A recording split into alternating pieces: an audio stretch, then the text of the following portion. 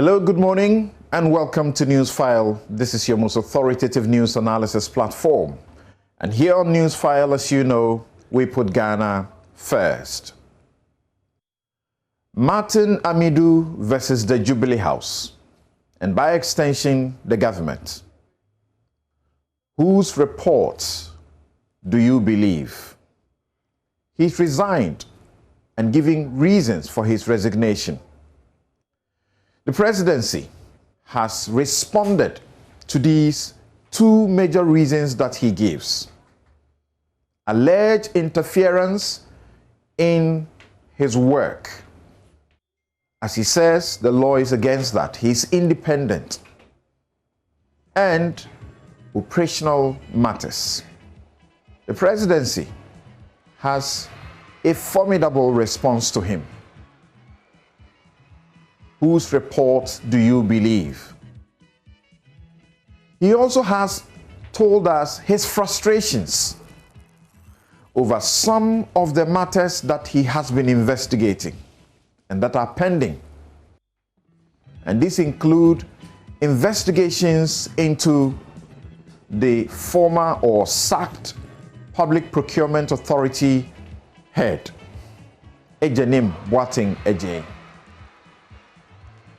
He discloses that some of the officers who were detailed to investigate him were compromised. Some felt there was opportunity to make money. We now know from the special prosecutor that, unlike Shraj, which gave us a certain amount, about 3 million in his Ghana CD account, and a couple of, as in 500,000 and the rest in his dollar and euro accounts, the total of the amounts of money that he populated his accounts with, private accounts with, within the period of his appointment and he being sacked, if you like, he had populated his accounts from barely 40,000 Ghana cedis to 40 million Ghana cedis. That's what, if he cannot explain, and the Shraj suggests, he doesn't seem to have an explanation. Therefore, that money will be deemed as stolen, and the state is entitled to it. I'm Samson Ladia Yanini. We'll be right back with the best panelists to look at these issues.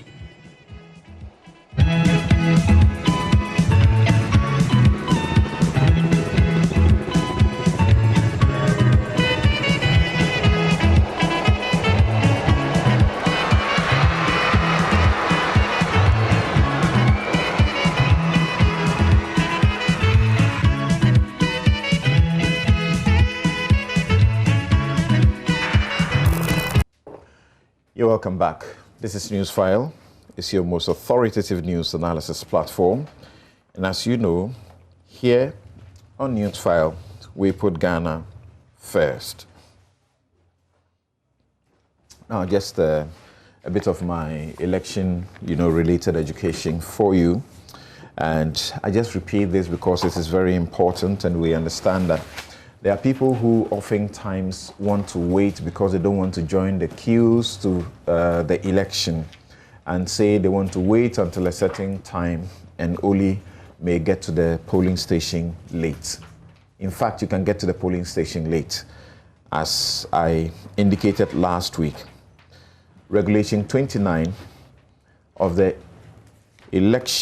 Public Elections Regulations 2020, which is CI 127, says that the poll shall be taken between the hours of 7 in the morning and 5 in the evening.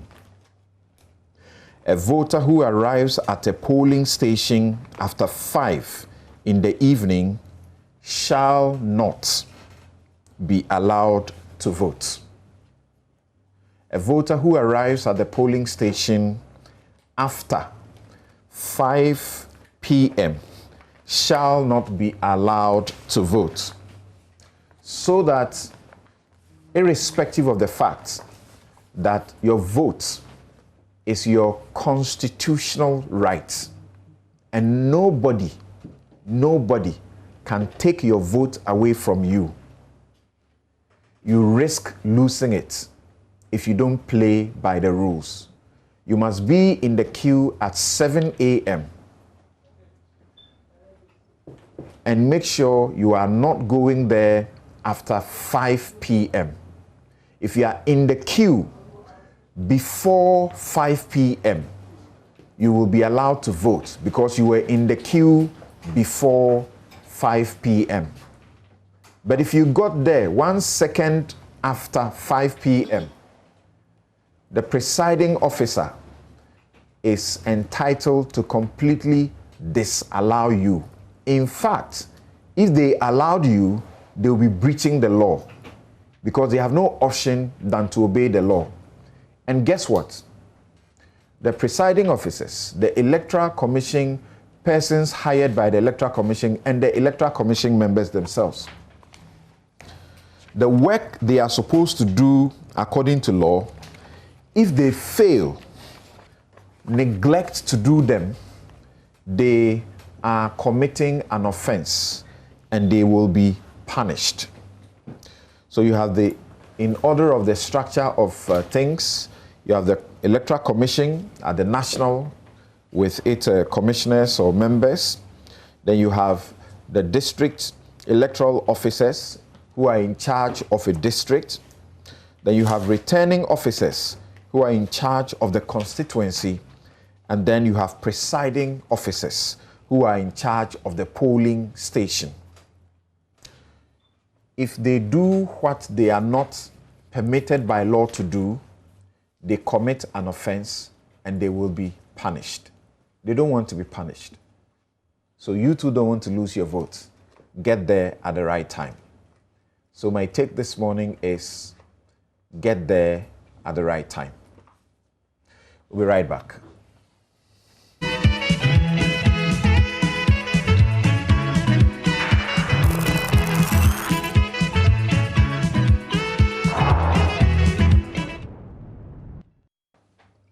You're welcome back. This is Newsfile. It's your most authoritative news analysis platform. And here on Newsfile, we put Ghana first. I'm Samson Ladi Anyanini. Now, let me introduce my guest to you. My guest this morning in the studio, Martin Pebu. He's a private legal practitioner and a rights activist. It's been a long while. Thank you very much for making the time. My pleasure. Great. Also here in the studio is Abdul Malik Kubako, Editor-in-Chief of the New Crusading Guide newspaper. Thank you for joining us, Senior. Yeah, thank you. And he's our regular panelist. Also joining us via phone and via Zoom within the discussion, Professor H. Kwesi Prempeh, who is Executive Director of the CDD Ghana. Thank you for making the time, Prof.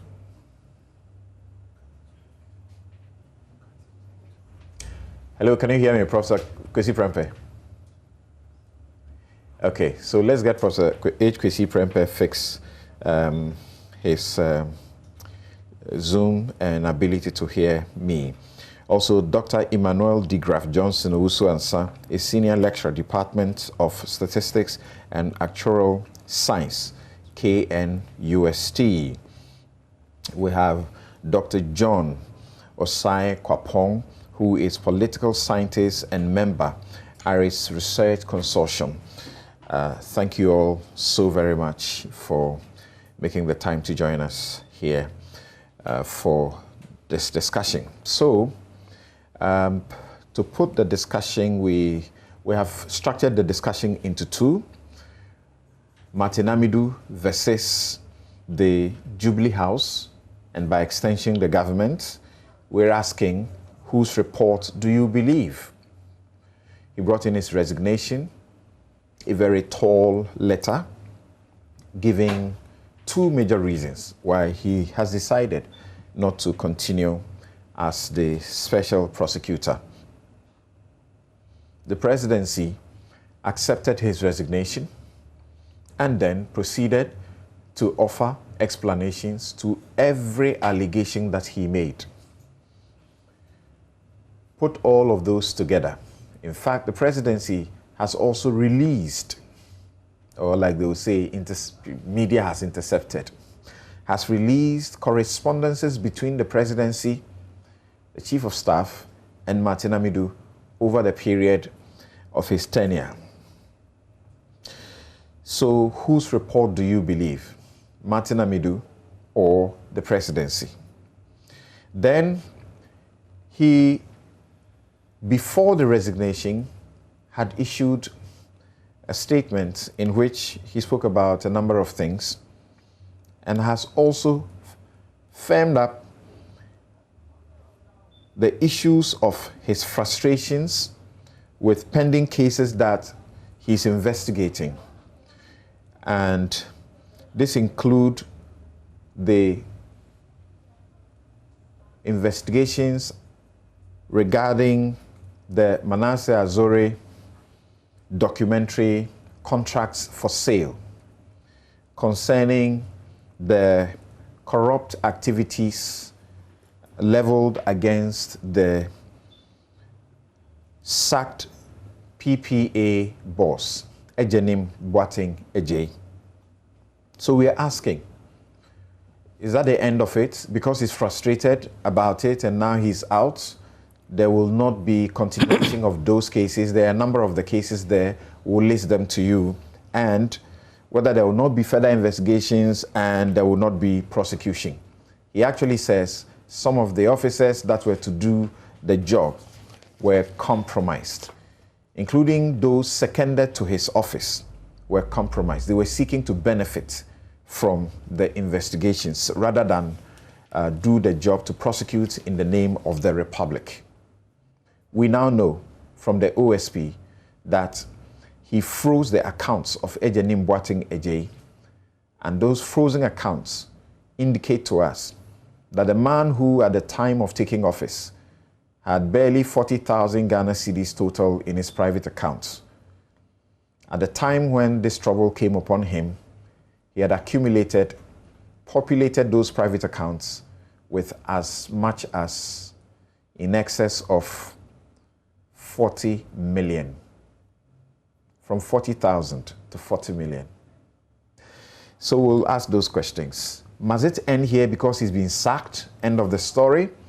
He's been on some media outlet giving a defense. So we'll find out whether he's genuine responses. Now, shall we begin with Martin Amidou's resignation? And this is the resignation letter dated the 16th of November, 2020. And in the resignation letter, he says, we actually want to read the resignation letter in full. He says, resignation of appointment as special prosecutor. Kindly refer, Your Excellency, to your letter with reference number, he quotes it, dated 30th January 2020, and hand-delivered to me in person on the 5th of February 2020, formally offering me appointment as the special prosecutor. So if you understand this, it means that all the while he had not been officially, properly so appointed. And that's the letter that is scrolling on your screen. So I also refer to my letter dated 17th February 2020, accepting Your Excellency's offer of appointment as the special prosecutor made in your said letter. The purpose of this letter is to convey to Your Excellency, Mr. President of the Republic, that pursuant to Section 13(8) and 10 of the Office of Special Prosecutor Act 2017, Act 959, and Article 145(3) of the Constitution 1992, I am resigning my position as a special prosecutor with immediate effect to enable Your Excellency to take steps to appoint a replacement to that position as required by law. The one condition upon which I accepted, so he's now giving reasons for his resignation. The one condition upon which I accepted to be nominated as a special prosecutor when you invited me to your office on the 10th of January 2018 was your firm promise to me that you will respect and ensure same by your government for an independence, for my independence and freedom of my action as a special prosecutor.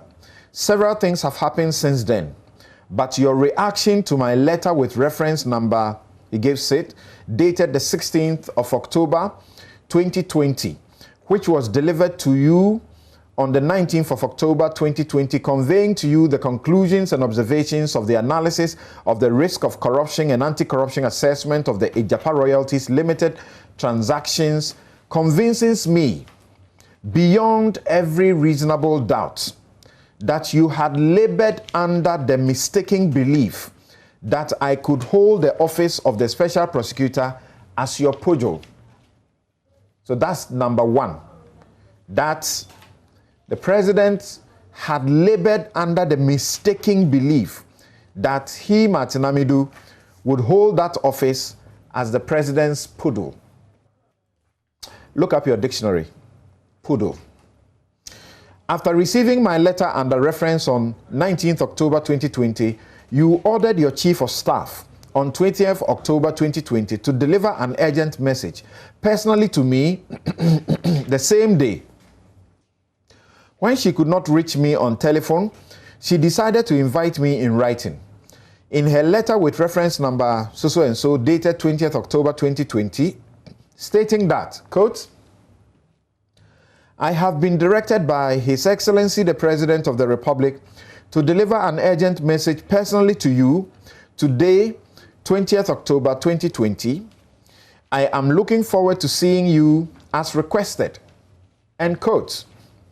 I received the Chief of Staff's letter the next morning, 21st October 2020, and reported to her office as requested. The message she delivered to me was that you had instructed that I was not to do anything about my report on the Ejapa Royalties transaction until I had met you on Friday, 23rd October 2020. So note that the president had instructed that he, Martin Amidou, was not to do anything on the Ejapa Royalties transactions until he had met the president subsequently. You were away in the Volta region when I met the chief of staff. I met your excellency in your office in the afternoon of the 23rd of October 2020, and I underscored the fact that my letter dated the 16th of October 2020 to you was sent out of necessary courtesy of prior information to your office as President of the Republic and the Commander-in-Chief responsible for national security. I also underscore the fact that the analysis of the risk of corruption and anti-corruption assessment was conducted professionally. It could not be reviewed by the Minister of Finance or yourself, and my letter was particularly not intended for you to direct me as to how to conduct the duties of my office. Your Excellency insisted that I should withhold any further action on the report for 1 week. So after meeting the president, he says this is what the president instructed, even after he told the president that the president or nobody was supposed to do anything about the report. He said the president insisted that he, Martin Amidou, should withhold any further action on the report for 1 week. He continues, I reluctantly agreed to your terms, but gave you notice immediately that I did not intend to continue as the special prosecutor because of your interference in the performance of my functions under the law. So do you know that? Because the president says so, reportedly, he decided and told him straight ahead that because of what you are seeking to do, I cannot continue to work as special prosecutor because of your interference. You eventually invited me to your office in the evening of Sunday, 1st November 2020, where I again asserted that I was not going to bargain over the independence of my functions as a special prosecutor.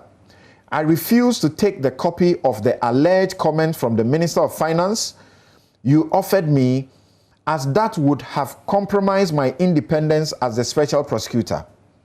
I also refused to shelve my report to enable you handle the matter, which explains my press release to the public on the morning of the 2nd of November 2020 and the follow-up with the distribution of the full 64-page Ejapa royalties transaction anti-corruption assessment report to the Republic.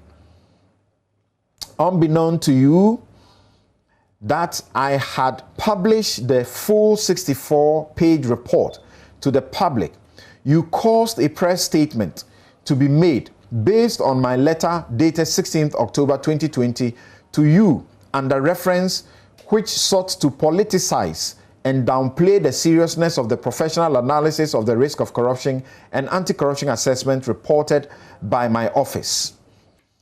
It thus became abundantly clear to me that I cannot continue under your government as a special prosecutor because we disagree on the non-partisan independence of the prosecutor in the performance of the special prosecutor, in the performance of the functions of my office, in preventing and fighting corruption and corruption-related offenses. The 64-page analysis of corruption and anti-corruption assessment report discloses several serious corruption and corruption-related offenses in respect of which I intended to open full investigations as a special prosecutor. I cannot do that now after your political interference in the performance of functions of the office for 2 weeks from the 20th of October to the 1st of November 2020, culminating your directives on how the anti-corruption assessment report of the Ejapa Royalties Limited transaction by this office should be handled by the principal suspects disclosed by the anti-corruption assessment report.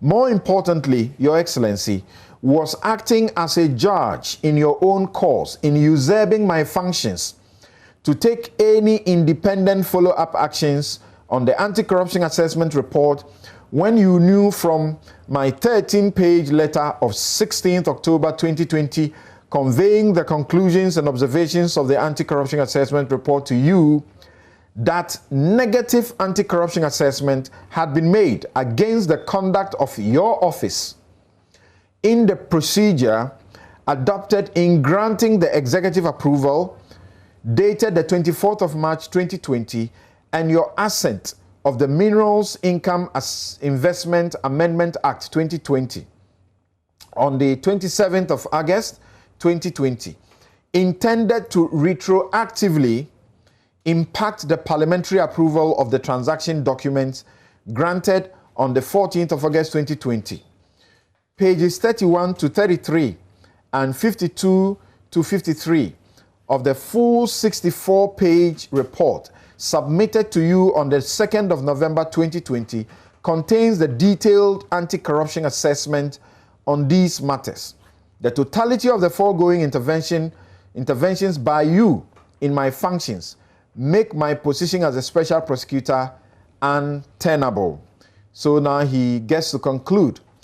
I had also stated at my vetting for approval by Parliament on the 13th of February 2018, which was broadcast to the whole world, that the office of the special prosecutor will be innovatively operationalized and run effectively and efficiently in accordance with international best practice to be able to achieve its objectives of preventing, investigating, prosecuting corruption and corruption-related offenses and recovering assets of corruption. Unfortunately, by July 2020, I had not been able to have an office staffed by independently recruited and impartial staff operating within a credible institutional culture of anti-corruption to achieve the mandate of the office.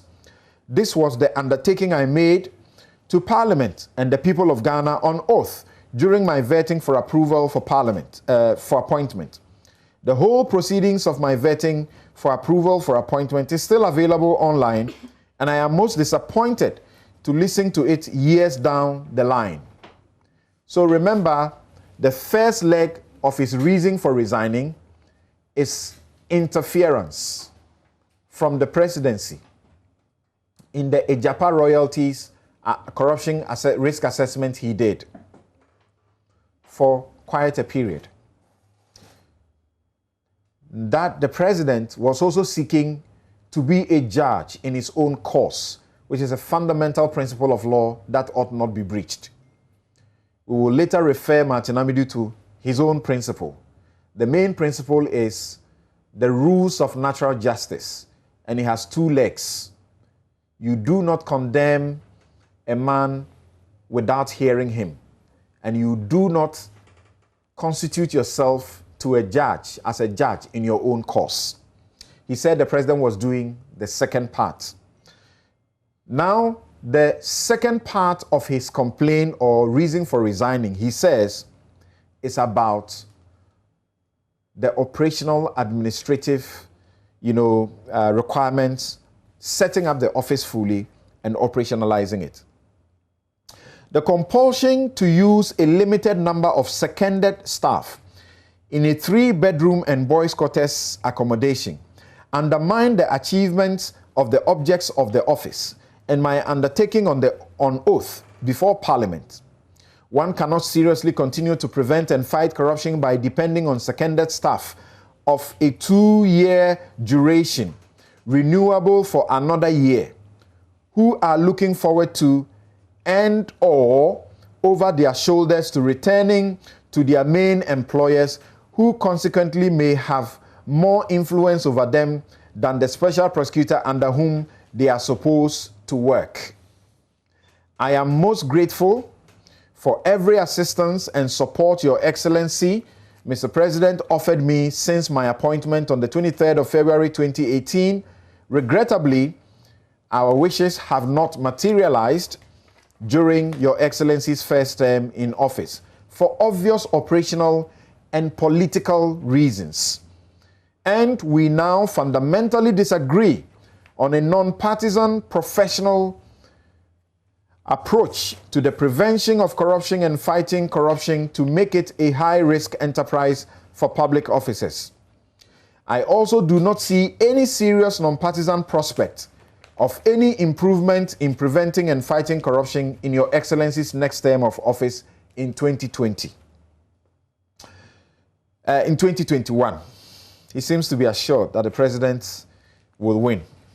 My view has always been that if I cannot assist Your Excellency, Mr. President, in a non-partisan professional way to prevent corruption and to fight corruption, I should not hurt Your Excellency by continuing to occupy the position of the special prosecutor. It is essential for me to state, for the purposes of the records and contrary to public perceptions, that my appointment letter was received on the 5th of February 2020, almost 2 years after my appointment. The copy addressees made no efforts to honor any of the conditions of appointment in terms of emoluments and benefits of the appointment ever since my warrant of appointment was issued on the 23rd of February 2018 to the date of this letter of resignation. I accepted your offer on the 10th of January 2018 to be nominated the first special prosecutor because Your Excellency, Mr. President, and the Ghanaian people knew I have been a non-partisan anti-corruption crusader all my life and not an anti-corruption entrepreneur. Okay, I have just 2 paragraphs to finish, but my production tells me that we may have to end it here. If we have to read the last 2 paragraphs, we will do so. But that's the bottom line.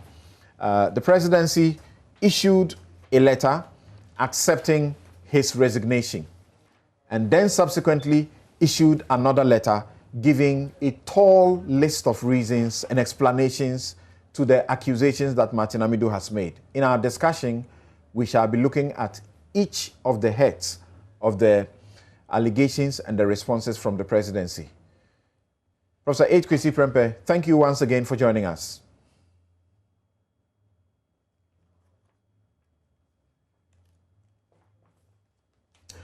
Please unmute yourself, sir. I just did. Thank you very much. What do we say about Martin Amidou's resignation?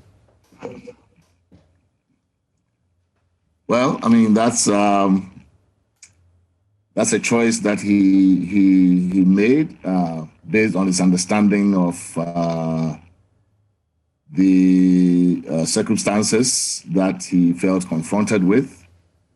I think, you know, in a sense, a lot of this public drama, I think, could have been avoided if things were done in their right sequence at the right time. You know, why do I say that? So you take the establishment of the office, and I think, you know, what this reveals is that we take certain small things for granted, and then they blow up into something big. I mean, what would it take, for example, at the time of his appointment, to just deliver his appointment letter to him? Then he would have no reason to make any fuss of the fact that he got his appointment letter 2 years after he had been sworn into office. I mean, once he's sworn in, one would assume that he's been appointed. I mean, the appointment is effective as of that date. And, you know, what would it have taken to have gotten the letter to him at that time? Some of these things are totally avoidable. But I think the larger issue in terms of the establishment of his office, so there are two issues here. For me, the establishment of the office and then the initiation of this corruption risk assessment. On the establishment of the office, I think, you know, what is a bit baffling is if this is how we go about establishing offices, then we need to just sit back and appraise the whole process, because, you know, establishing an office for me looks like a project. You know, you are managing a project. It has different timelines. It has, you know, different sequences. One of which, you know, once you get over the statutory part, the legislative part, you pass a law. You have to, of course, anticipate that if it's an office, it's going to have certain things. There has to be a building. All of these things need to be sorted out. I do not think it is proper practice to actually appoint a person to an office and then let that person, no matter who that person is, actually, be the one doing the legwork of finding places and stuff like that. It just doesn't, that process is a bit baffling to me. I have heard it said that, well, but, you know, if you know Amidou, then how can you find an office for Amidou? I mean, he has held public office before. When he walked into the Attorney General's department in those days, I don't think he said, hey, you know, I need to make my own office, or I need to find my own. I mean, he could maybe have something to say about the furniture in his office, or maybe some kind of, you know, curtains or whatever. But he walked into something that was already a going concern, and he didn't have much say as to what he wanted to do. If you felt that there were some security concerns or things that somebody might raise about, you know, the security of the office, that could be done after the fact. You have a person, you deliver an office, then the person maybe raises some questions about, okay, you know, we have to secure the space, so just for the integrity of the thing, let us have maybe some security people clear this place to make sure it's not bugged. You know, if you have those concerns, those can be addressed after the fact. But this whole business of appointing somebody to an office that's supposed to take effect as of the time of the appointment, and then spend all of this time going through logistics and stuff like that, I think was avoidable. But this will not be the first time that is happening. We know that this is almost like usual. I think it doesn't speak well of the process. I mean, it's a bit. That's why I say it's a bit baffling. If this is how we set up offices, and because of we are in this habit of setting up a lot of statutory offices. If this is how it's done, then it doesn't really bespeak a very kind of, I mean, then the bureaucracy around this needs some reform. I mean, it is improper. Depending on the nature of the office, there may be certain security concerns about certain offices. So we do. So with his years of experience in public office, Martin Amidou would be familiar with this bureaucracy. The Right to Information Commission, just a month ago, was commissioned. I don't was know if inaugurated. Was inaugurated, but as we speak, they are doing the same thing, looking for an office, and it may take them a year or so before they get an office. So Martin Amidou would have known about this. Why should it be different in his case? Well, but I'm not even sure that what we are describing is a bureaucracy. It's not bureaucracy in terms of red tape, but I think that there has to be a standard process that is in place for how these things are rolled out.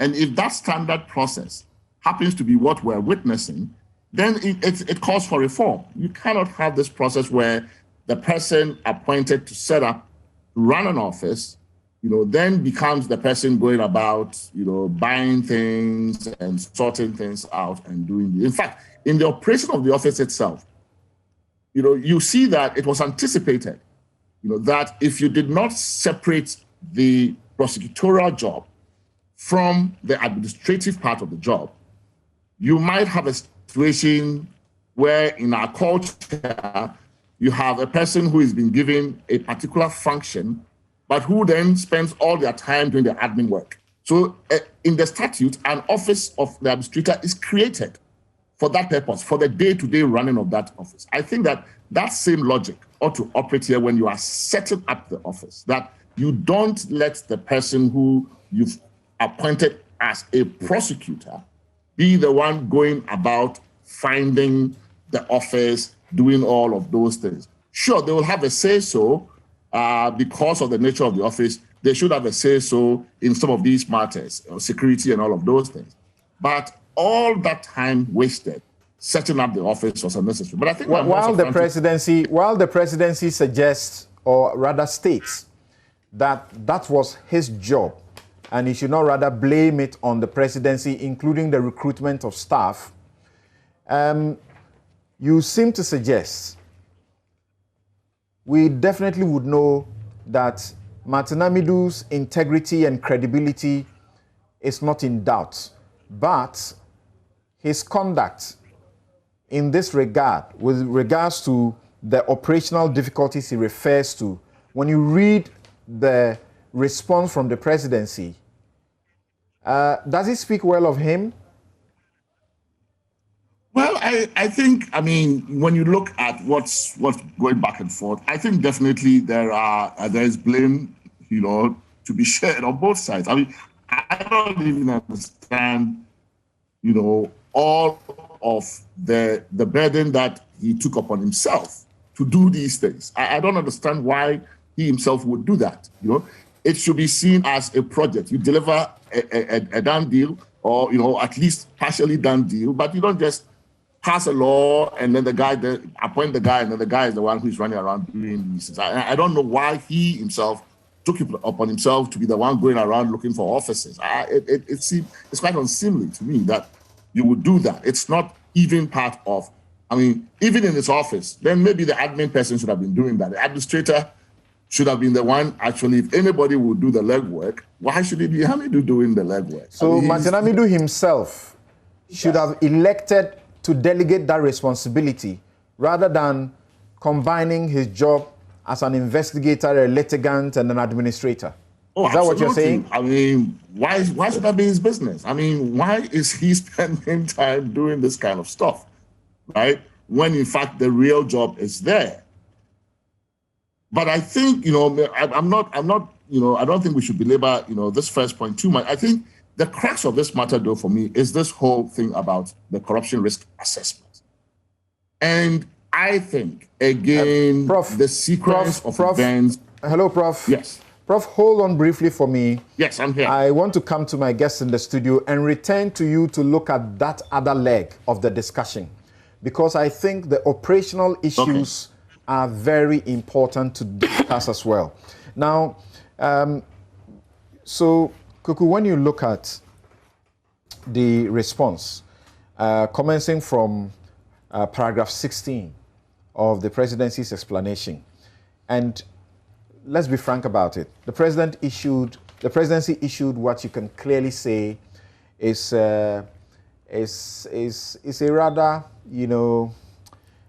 measured and tempered response, looking and focusing on the issues. Now, they say that in 2018, an amount of 1 million was released to your office to enable it undertake setup activities. In June 2018, your office requested and was granted commencement authorization to incur capital expenditure of almost 3 million. You failed to make a request for payment in respect of the related procurement. Now, if you read further, the suggestions, and I'm sure as you start the discussion, you will also read, will be that money was made available to him. He was practically not accessing the money because you must access the money to have it. And when he had to make appointments, they gave him enough money, made clearance for the appointment of recruitment of 249 staff. 249 staff. Yet the special prosecutor ended up not utilizing that window of opportunity and recruited only 2 persons. So he should not be blaming anybody for seconded staff who are working with him that he suggests he doesn't have control over. When it comes to setting up the office also, they gave a litany of issues where the special prosecutor, on the face of the release, was the one to blame.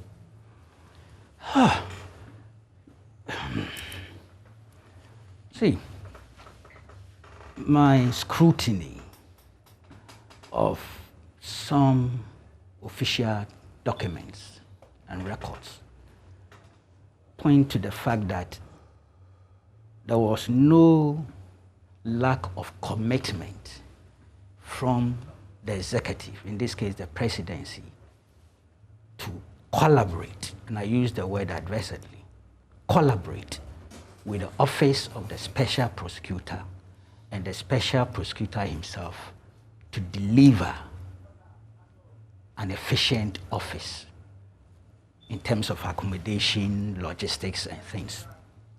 Abundant evidence of communications, exchanges between the office of the special prosecutor and the presidency, especially the office of the chief of staff, who appears to be the point person the special prosecutor was dealing quite often with. So both sides apparently had a certain commitment to deliver on the office. For instance, if we are talking of the accommodation, I hear this is 3-bedroom or so. Plus boys' quarters. Yes, so I've been there once, but I didn't go doing, an audit. Inspection. Inspection of the thing, so I'm not sure. But I found, I was able to assess the tenancy agreement, the letter of the tenancy agreement. And it's still not sufficient, but I need to put it in perspective. I realized that the building comprises a 4-bedroom story building and a 2-bedroom bungalow.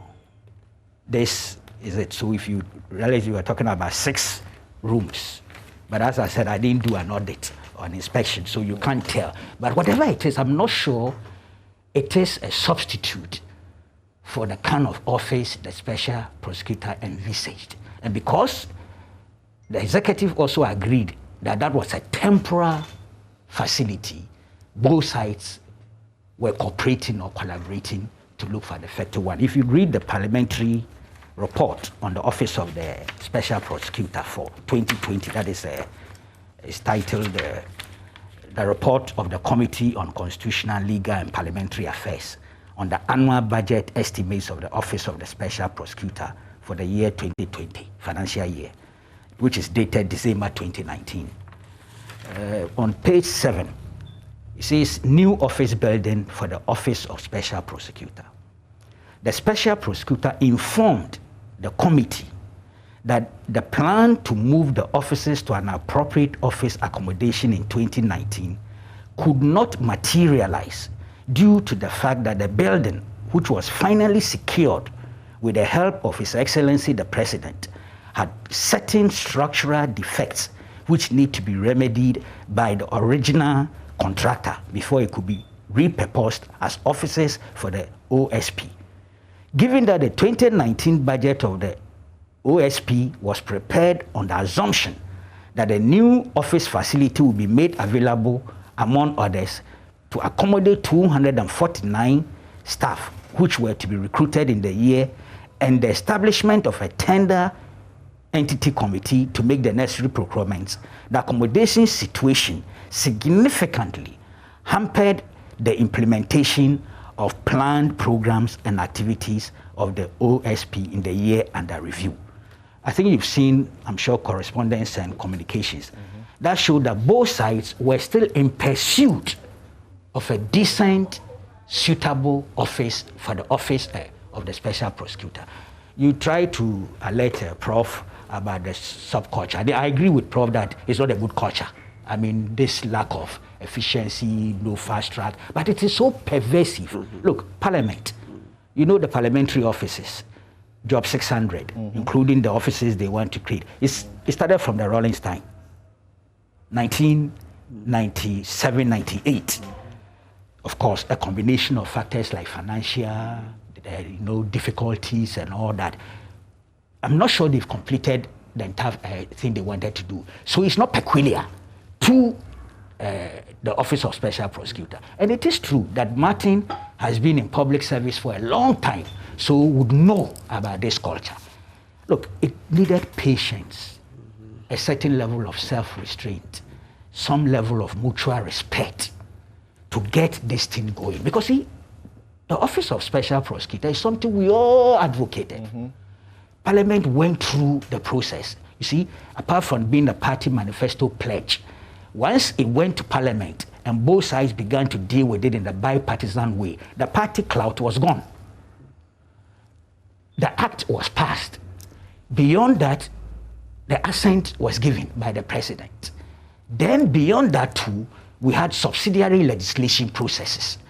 It took a collaboration between the Attorney General's office and the special prosecutor, okay, to fashion out. Even that has some challenges. If you recall, there were times the special prosecutor complained about delay here and there.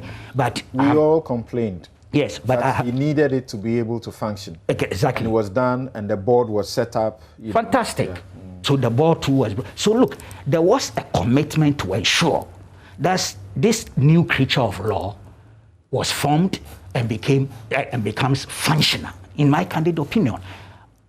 I believe some lack of understanding, okay? Okay, in respect of the office accommodation. Yeah. I think that it is only fair that at least I read these paragraphs of the response. Yeah. So among other things from paragraph 23, they went to a point and say that his insinuations and assertions are unfounded, and said it is evident that responsibility for this situation, that's the lack of accommodation, can be attributable only to your good self. Your office rejected various allocations of suitable accommodation, with the result that you remained at your present accommodation by choice and not some grand design by government to ensure your office didn't function as it should. 24. On the 17th of September 2018, a meeting was held at the office of the Chief of Staff, at which you were present, to explore means of addressing the urgent challenges of the Office of Special Prosecutor, one of which undoubtedly was accommodation. A committee was set up to identify a building suitable for housing the office. The committee set out immediately to embark on the search for accommodation for office. On 18th October 2018, a cluster of buildings consisting of one two-story building and two single-story buildings were identified opposite the Bank Hospital at Cantonment, Accra. On the 20th of September 2018, the committee, together with the Deputy Chief of Staff, your good self, your secretary, and other staff of your office, inspected the buildings. After the inspection, you expressed satisfaction with the buildings. A team from the Ministry of Works and Housing immediately took measurements and was ready to undertake the necessary alterations to meet the specific demands of your office. On the 21st of September 2018, you invited a team from the Architectural Engineering Services Limited, AESL, to inspect and expedite action on the renovation works. Surprisingly, on the 4th of October 2018, you placed a telephone call to the Chief of Staff to indicate preference for another building belonging to the erstwhile Ghana National Trading Corporation, GNTC, close to the British High Commission at Ridge, instead of the cluster of buildings opposite the Bank Hospital. On the same 4th October 2018, the Chief of Staff, by letter, they quote the date and reference, instructed the Ministry of Trade and Industry to release the building to your office. In order to secure that building for your office, the Office of the President actually constructed a fence wall to ward off encroachers while processes were initiated to award the contract for the renovation of the building. While the renovation of the GNTC building was underway, you halted the works and requested that a 10-story building at Ridge belonging to the GET Fund be renovated instead for occupation by your office. The Office of the President once again obliged this request. It is noteworthy that this particular building had been allocated to the Ghana Investment Promotion Center, which had actually paid for the place, and yet priority was given to your office, and GIPC was asked to relinquish the same. On the 2nd of April 2019, a meeting was convened at the Office of the President with officers of GET Fund, at which you were present, to discuss the roadmap for the renovation of the building for use by your office. On the 3rd of April 2019, representatives of your office and officers from Consa Limited and Messrs. Evans and Foom and Associates met to conduct a joint inventory and inspection of defects with the facility. You subsequently generated your own list of defects contained in an 8-page document. The contractor nonetheless graciously accepted, compared and merged the defects earlier jointly identified with you. By May 2020, Messrs. Consa Limited had carried out all the remedial works on the building, and same was certified by GET Fund as ready to be handed over to the office. On the 10th of July 2020, you wrote to the Office of the President informing that the procurement plan for your office for 2020 had been approved, and that the award of a single source contract for the conversion of the 10-story building owned by GET Fund into a suitable office accommodation with appropriate demarcations was part of the approval plan. The Office of the President granted the Office of the Special Prosecutor permission to initiate procurement processes for the award of single source procurement, blah, blah. Then they came to this point, which I like to end on. They say that the Chief of Staff informed you that the GET Fund building was ready for occupation by your office and requested a convenient date to hand over the building to you. You refused to do so. And in your letter, you stated, he wrote a letter and stated, quote, "It is my considered view that if your proposal for handing over the GET Fund building to the Office of the Special Prosecutor was wittingly made on a settled conviction that you have been able to secure a fitting accommodation with all divisions for occupation by the OSP, then the proposal ought to have been made to His Excellency the President to fix a date for the public commissioning of the building for the occupation of this office without any further delay." And that's where we came to the point where they said the keys had been handed to a messenger to be, as it were, he returned the keys to them because he didn't like the manner in which things had been done. Yes, you can conclude your point. And that's the point I'm making, that some level of patience, mutual respect, self-restraint, across board, this is no big deal at all. It takes time, to put up that kind of structure, that kind of office with all the facilities and everything. If both sides understand that this is the basis, we are proceeding. It's no big deal at all. It should not lead to a situation where a special prosecutor quits. It's not insufficient ground as an item relative to all the issues that have been put together. If I take the office accommodation matter, it ought not to have triggered any bad blood at all. And there's enough evidence to show that both sides were collaborating. Indeed, with all the challenges, it's true, there were times the special prosecutor declined to take this facility after he had accepted, fine, all do, but still, knowing the nature of that office and the purpose, the project behind it, an overriding public national interest was such that, look, don't let that be a distraction. Don't let it be an obstacle. Pursue the cause of having a decent, efficient office. And I say there's enough evidence to show the executive was committed to that option. There are many other issues, but you started me from... Yeah, we will get to... We wanted to deal with the logistical or operational issues, and then we'll come to the questions of, you know, impediment by way of what he says, interference. Okay. Yes. So if you want to talk about the staffing issues too, do you think that the presidency is right in suggesting that that was the job of the OSP and they had approved the funds and he was just not accessing the funds and he should blame himself? You see, from beginning, I mean, in fact, let's also recognize the fact that there was a transitional period. After the legislative processes had been done and the appointment had been done on February 23rd, 2018, he was given the instrument of appointment. That is more substantive than the subsequent appointment letters we are talking about. I could come to that subsequently. Yeah, Prof has said that effectively. Yes, you know, it's, you know, to be honest with you, in terms of staffing, look, in the transitional phase, if I can read 2 or 3 things to show you. Go ahead. I think the most important thing is a letter dated 10th September 2018 from the Office of the Special Prosecutor, just to give you the trajectory, how things went. This letter was addressed to the Chief of Staff, and he makes the point about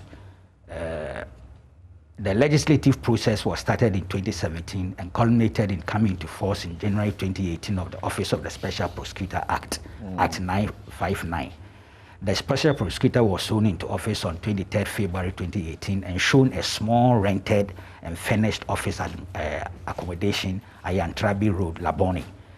In time, 1 Toyota Cruiser V8 and a Nissan Saloon car were subsequently made available to the Special Prosecutor for his official assignments in place of the personal vehicles of the Special Prosecutor, which he had been using for that purpose. Now, at the request of the Special Prosecutor, on 10th April 2018, a senior private secretary, and on 11th April 2018, a records officer respectively reported for duty on secondment to the Office of the Special Prosecutor by the Head of Civil Service.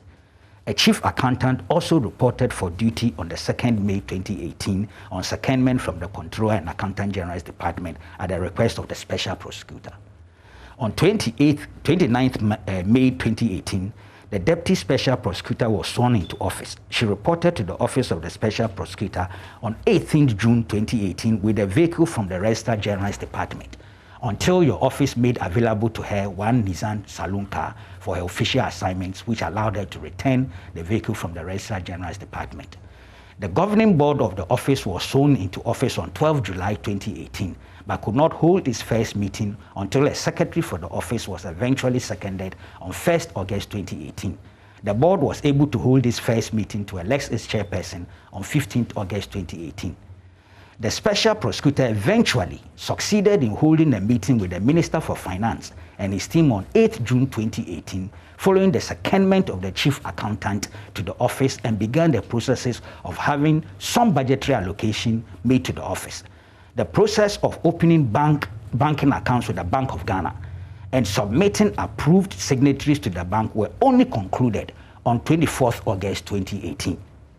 The Office of the Special Prosecutor, that's not necessary, but listen to this. After several months of request, the police administration has informed the Office of the Secretariat of 3 police detectives to form the initial corps of detectives to the office. The letter does not state when the police detectives seconded to the office are to report for duty. At the time of writing this letter, there are 13 officers, including the special prosecutor, the deputy special prosecutor, and 4 persons from the Jubilee House, forming the staff of this office. The official vehicles assigned to the special prosecutor and the deputy special prosecutor are the only vehicles available for the discharge of all duties of the office, including dispatch of letters. The office accommodation is woefully inadequate, with the deputy special prosecutor, secretary, and chief accountant not having room for their respective secretariats. And there are letters here showing that he also applied for staff to be seconded. One is Perpetua Lucia Achana from the Ministry of Special Development Initiative. The others are, secondment for accountant to the Office of the Special Prosecutor.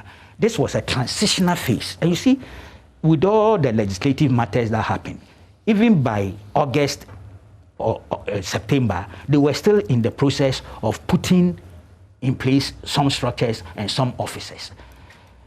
As far as I'm concerned,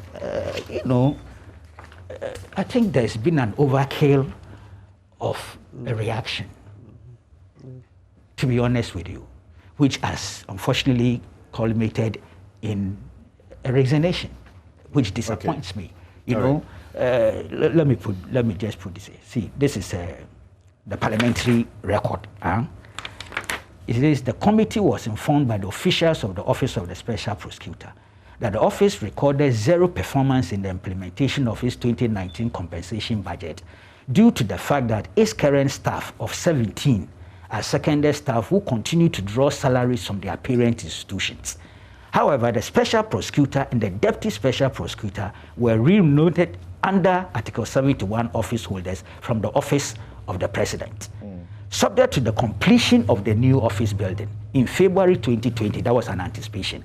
The Office of the Special Prosecutor has planned the recruitment of 249 new staff towards the full operationalization of the office. In that regard, officials of the Office of Special Prosecutor informed the committee that the Office of the Special Prosecutor has started blind recruitment exercises and would complete the process in the year 2020. In anticipation of this exercise, for the 2020 financial year, the committee noted that an amount of 36.2 million has been allocated as compensation votes for the OSP. Okay. Patience. So, Martin. Resilience. Yeah, Martin, what do you make of that second leg of the basis for his resignation? The operational difficulties. Yes, so that one, I think I would largely go with Uncle Kweku, because if you look at the trajectory from the letter, that the Get Fund building is the 3rd building. I mean, it tells you that there really was a genuine effort by government to provide him with suitable accommodation, you see. So for me, actually, when it comes to that Get Fund building, I was like, but all this while, couldn't he have even occupied a part of it after the structural defects were taken care of? So you see that they first went on a joint inspection, identified structural defects and all those, and those were repaired first. Then it came to the second part of the renovation, which was about dividing it into various divisions as stipulated in the Office of the Special Prosecutor. 4 divisions. Yes. So I'm like, but you don't have to wait for the partitioning and all that. No. If you really want to work, you can move in. So for me, all week, I just kind of refrained from public comments on the matter. Yes, and I think it was just better that I didn't get in. Because you see that when the first batch of letters came, government looked bad. But when they put out this side, then you saw that there is more to it than meets the eye. You could see that there were some undercurrents, you see. Yeah. Because for me, this edifice, ask Ghanaians, the people making comments and the rest, okay? Look at how beautiful the edifice looks. That's no mean achievement. A 10-story building, then you say, oh, let's have it commissioned, let's do rigmarole. Why the rigmarole? Moving.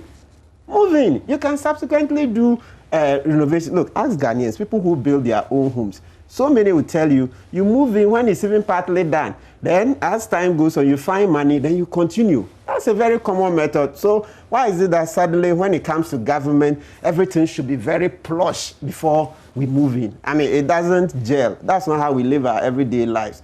You look at your budget. Do you recognize that this is a sensitive office? An office that will be investigating and is investigating people, more importantly, politically exposed persons?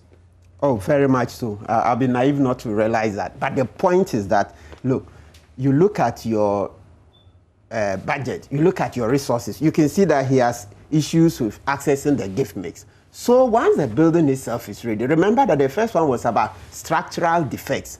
Those have been remedied. The second leg of renovation, as far as the letter so far, he himself says, so it's about dividing the office into the 4 divisions. That is where I don't, at least from where I sit now, I don't see that should have delayed his occupation. Do you find his objections in the 2 initial situations reasonable? Where he says, I can't share with some other, entities. Yes. Because this is a very important and sensitive office. Yes, that you don't know what may happen. Yes. So do you find that those that he rejected, the basis was sound? Absolutely. That one, I'll go with him because, like he said, because it's a more or less practical law enforcement agency, okay, yes, he needs to have that privacy, okay, to make sure that their systems are not subject to bugging and all that. You remember Bryce Simmons made a comment about it and people took him out of context. Yeah, I mean, it's practically, they're going to be dealing with very sensitive information and all that. So he needs to secure it. Yeah, so it's unfortunate, but the GMPC building that was walled and the rest, at least it's not a waste. At least the building is being secured for other uses, right? Yes, so that's unfortunate. But I will go with Mr. Amidou for his rejection of the first 2. It's good that he got a big building, 10-story, that was going to take over 200 employees. Yes, so that one, as I said, well, unless maybe we'll go with the well-accepted saying that he will fight. So you're saying that once the keys were delivered in the manner they were delivered to him that he's not excited about, he should have gone ahead? Oh, definitely. Definitely, that one, unless there is, you see, we are basing it on what he himself is written. You can't, I mean, I found it strange that you were saying that for a messenger to have delivered the keys was disrespectful. Should there be a handing over that is accompanied with a certain detailed inventory of what may be in the place and so on? Yes, that could be done, but it doesn't always have to be joint. You are going to take a building, you see, he needed at that stage to be innovative. You take cameras, you could even invite the media. Go with your own cameras, do a video, comprehensive video of what you see, and then do the paper. You needed some innovation. As for that statement, I think that Mr. Amidou would have served us well by not putting it in the public domain. Okay. Because it then begins to show some ego, sometimes not everything that you put out in the public, because when you state it, then you begin to look very eccentric. Very eccentric. Don't say, I mean... How about the recruitment? And the recruitment, if you read paragraph 19, of the government response. They say the compensation budget for Office of Special Prosecutor in 2019 was not utilized because your office was not able to recruit relevant staff by the end of the year. In the year 2019, a financial clearance was given to your office to recruit 249 staff. As at the end of the year, the staff had not been recruited. The failure of your office to recruit personnel cannot be laid at the doorstep of government. It is imperative to state that your office, duly established as a procurement entity by law, is clothed with full capacity to engage in procurement of goods, works, and services. And they say, among other things, and come to this conclusion and say the Ministry of Finance subsequently reissued the clearance to recruit staff in the year 2020. You insisted on being allowed to manage the payroll of your office because of confidentiality and independence. The Controller and Accountant General was giving approval to make monthly releases to your office based on its request for funds for payment of salaries for all staff. Information available to the office of the president indicates that only 2 persons were recruited by your office and that the rest of the staff of the office are on secondment from the Ministry of Interior and Controller and Accountant General's Department. Yes. They say it was his job to recruit, and he couldn't recruit. And so he has himself to blame, rather than now complaining that he's been giving staff that he doesn't have control over, and some of them are compromised here and there. What do you say about that? Yes, so looking at it, at least so far, we haven't heard Mr. Amidou dispute that particular point. We haven't heard him, because you see, if we start from the Act 959, that's his own act, ordinarily, it's the president who recruits, okay? But they say the president may delegate the power to recruit. And in this case, it doesn't appear that there was any restriction that the president was going to do the recruitment. No. So it means that we can assume safely that in this particular case, it was Mr. Amidou who was going to do... Let me read the provision for you. You are looking for it. Yes. You're looking at Section 21. Yeah. That's correct. Yeah. And Section 21(2). Section 21 says that it's the president who will do the appointments. Yes. Or, if you like, the recruitment. Yes. Section 21(2) says the president may, in accordance with Article 195(2) of the Constitution, delegate the power of appointment in writing to the board. 3. Other public officers may be transferred or seconded to the office at the request of the special prosecutor. The office may engage the services of relevant professional experts and recommendation, blah, blah. So you are saying that what? Yes. That looking at the law, ordinarily is the president who has to recruit. But knowing even the nature of that office we've set up, it's unthinkable for anybody to even dream that the president was going to do the recruitment. No. Even there are other public institutions where the president doesn't do so, much less the office of the special prosecutor. I mean, can you imagine? Mr. Amidou wouldn't have allowed that. So I think on this particular, the facts of this particular case, it's clear that Mr. Amidou had the power to do so. They don't tell us that the president gave him power or delegated the power. To the board. The law says that it's the president who does the appointment of the other staff after appointing Amidou and his deputy. I say he may delegate. And so far, that's why I say let's not create an issue here when the two parties have not created one. They've never said that the president intended to exercise that power. And I'm even saying that, I think off the top of my head, I can even remember NIA, because they did massive, Professor Tiffany's organization. He was doing the recruitment. It wasn't the president. And there are other state institutions. So, and looking at Mr. Amidou's stature and everything, I mean, you can't even dream about it, that the president was going to sit at the castle and be in charge of recruitment. It wouldn't have washed. So, quite clearly, Mr. Amidou is not saying that he's not able to recruit because the president hadn't delegated the power. I think. So, they were expecting Mr. Amidou to recruit this 249 staff into that office. Yes. That, what Kuku calls four bedroom.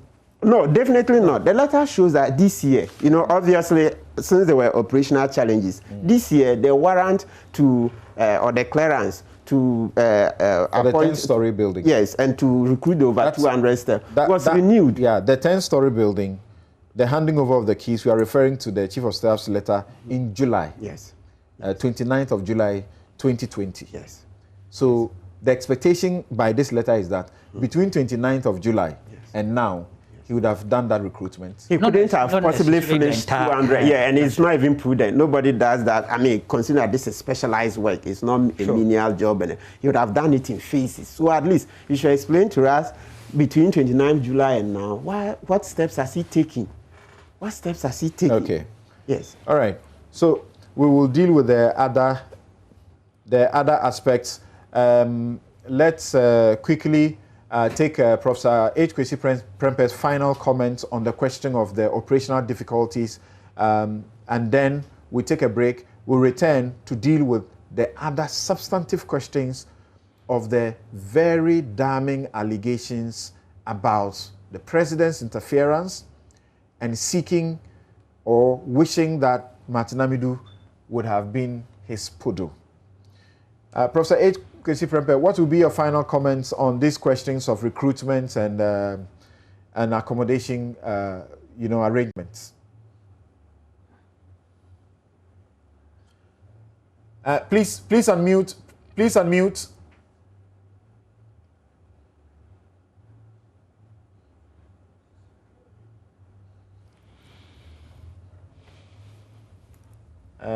Yes, it does happen to all of Hello? us. Yes, good. Okay. You're on. Thank you. So, well, I think both Kweku and Martin have really, there's very little to disagree with the positions that they have expressed. I think I go back to the original point that, you know, Martin Amidou's own idiosyncratic preferences, while not entirely irrelevant, I think should not, and it's not just Martin Amidou, right, but I think, you know, as a matter of policy and practice, we shouldn't really suffer this kind of a process where an office is set up and it is the idiosyncratic preferences of the first office holder that determines the pace at which, you know, these kinds of operational, logistical things are completed. I worry about just listening to both Kweku and Martin really go through all of the processes as outlined in the correspondence between the president's office and Martin Amidou. When you listen to it, it's just not the way we should be doing things. That, you know, this is a state office. It is not Martin Amidou's office. He happens to be the first person to occupy the position of special prosecutor. But this office does not belong to him. It belongs to the state. And the state should not outsource certain things to him. His preferences, fine, are not irrelevant, like I said, but they should not predominate or determine what building you get and all of those things. We should have standard processes, maybe an estate department or whatever, that follows through on these things so that we don't have situations like this occurring again, where anybody can come, I don't want this one, I don't like that one. It is not your personal office. Okay. You know, yes, the sensitive nature of the office has been duly acknowledged. And a lot can be done. If you have suspicions that is not secure, post-acquisition, you can have it cleaned. There are things you could do. But this kind of I mean, it's embarrassing just to listen to all of the things that are being put out there, and it portrays a state that is not really organized properly to work in this kind of way. I mean, so for me, I think it's not. I agree with Kweku that it would not have been a big deal by itself, for, in my view, to constitute grounds for him to resign. But because he has inserted himself in the process in this very personal way, in terms of I want to sign off on everything, of course, then he would get tired, he would get frustrated, you know. But if there was an orderly process, not determined because it's Amidou, but it's already there, then everybody comes and knows that this is that is how we do things here, and we're not going to bend it or do this just because you want a particular thing done a particular way. I think he would understand. You know, I think then he would understand that we are not doing this to frustrate you, but this is how we do things. And that is how I think going forward we should proceed and not let any individual's idiosyncratic preferences prevail in these matters. Just a couple of portions of the letter in reference by the letter from the presidency signed by Nana Asante Bediatu on this particular question. You know, they quoted a portion of it where he said a number of things. But in there too, he has said that your office in its Martin Amidou's letters are often too long, a bit long, I should say. So I don't want to read all of it again because we don't really have that much time. It says, your office in its usual back-passing strategies sent your acting chief director to hand over the keys of the building to me in my office when you had not even inspected it to ascertain its suitability for human occupation. I had to point out to your chief of staff and your deputy at a meeting on the 1st of April 2019 in my office that the building was so defective as not to be fit for human occupation, resulting in the joint inventory and inspection of the building on the 3rd and 4th of April 2019, after which the keys were returned to Get Fund to continue to hold the building in trust for the Office of Special Office of the President. Your letter with reference, he dates it, addressed to the administrator of the Get Fund, may refresh your memory of the facts and antecedents. Your letter with reference, another letter, and my reply thereto with reference, another one, may further assist in refreshing your memory of the facts and antecedents of this matter.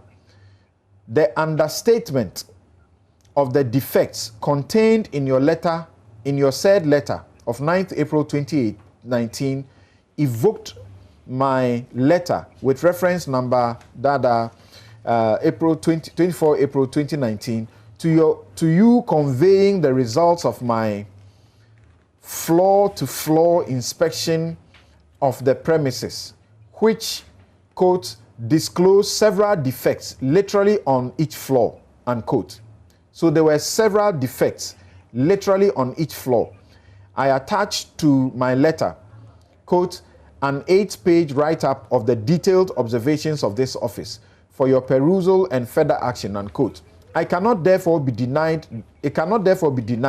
that it was upon my personal vigilance and insistence that serious remedial works were done on the building, which you can, after more than 1 year of foot dragging, now claim to have an empty and unfinished defect-free building from Get Fund, which may be turned into a suitable office accommodation by awarding a procurement contract to convert it into administration and other divisions envisaged under the law. Your decision to accommodate this office in your 3-bedroom residential accommodation, knowing too well that it will not suffice for any reasonable use as office for the OSP, harmed His Excellency the President's vision to set up a viable OSP in the first term in his office. You made the OSP a licensee of your 3-bedroom residential office accommodation, as you never handed over that building or any property therein to the office. So he speaks about a number of things, and then let me now just get to another paragraph. It said, nonetheless, I have patiently tried to prompt you so that together we can have a suitable office accommodation which His Excellency the President can commission when it is completed with the administrative and other divisions ready for occupation. My letter of 10 July 2020 referred to in your letter under reference and several previous correspondences set out clearly the steps that I proposed we should take to convert the Get Fund building into suitable accommodation and divisions to meet the mandate of the office. Then out of the blue, you are graduating your invitation to me from having, quote, immediate access to the 3 floors earlier identified, unquote, of the building, to requesting me to indicate to your office a date convenient to me, quote, for the building to be handed over to the Office of the Special Prosecutor. He's ended, it's a bit long still, but I mean, eventually, all he's saying is, as far as he was concerned, this was not ready. And the Chief of Staff was just involved in passing the buck of her inability to provide a fitting transitional office for his office. And so it should not be reduced to that he just refused the keys because of the manner in which they were handed to him.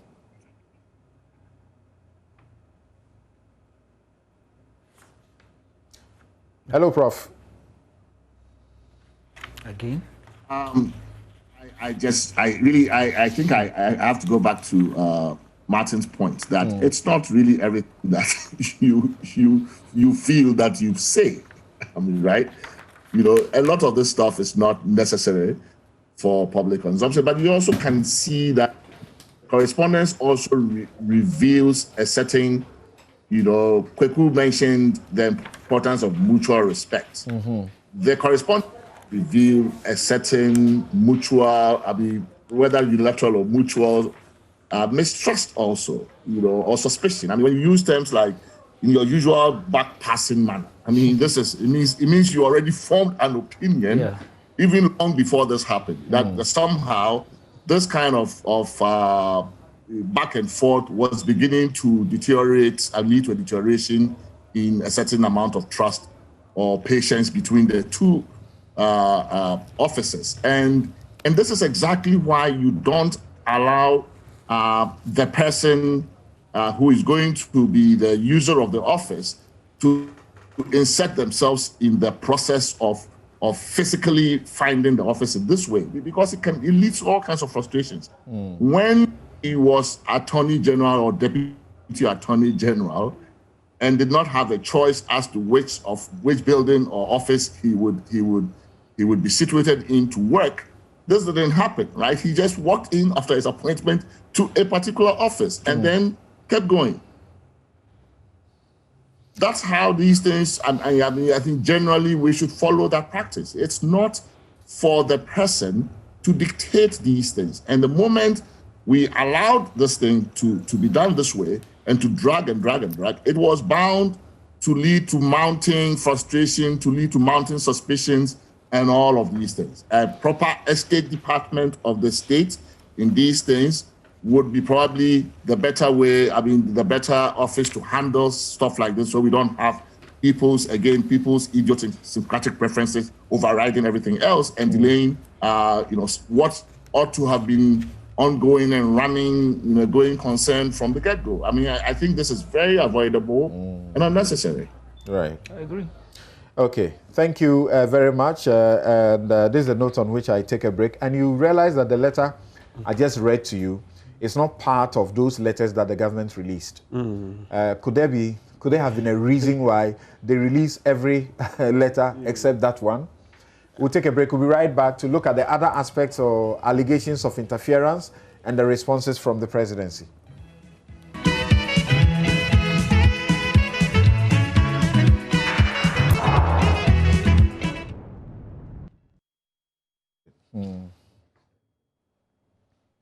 You're welcome back. This is Newsfile, it's your most authoritative news analysis platform.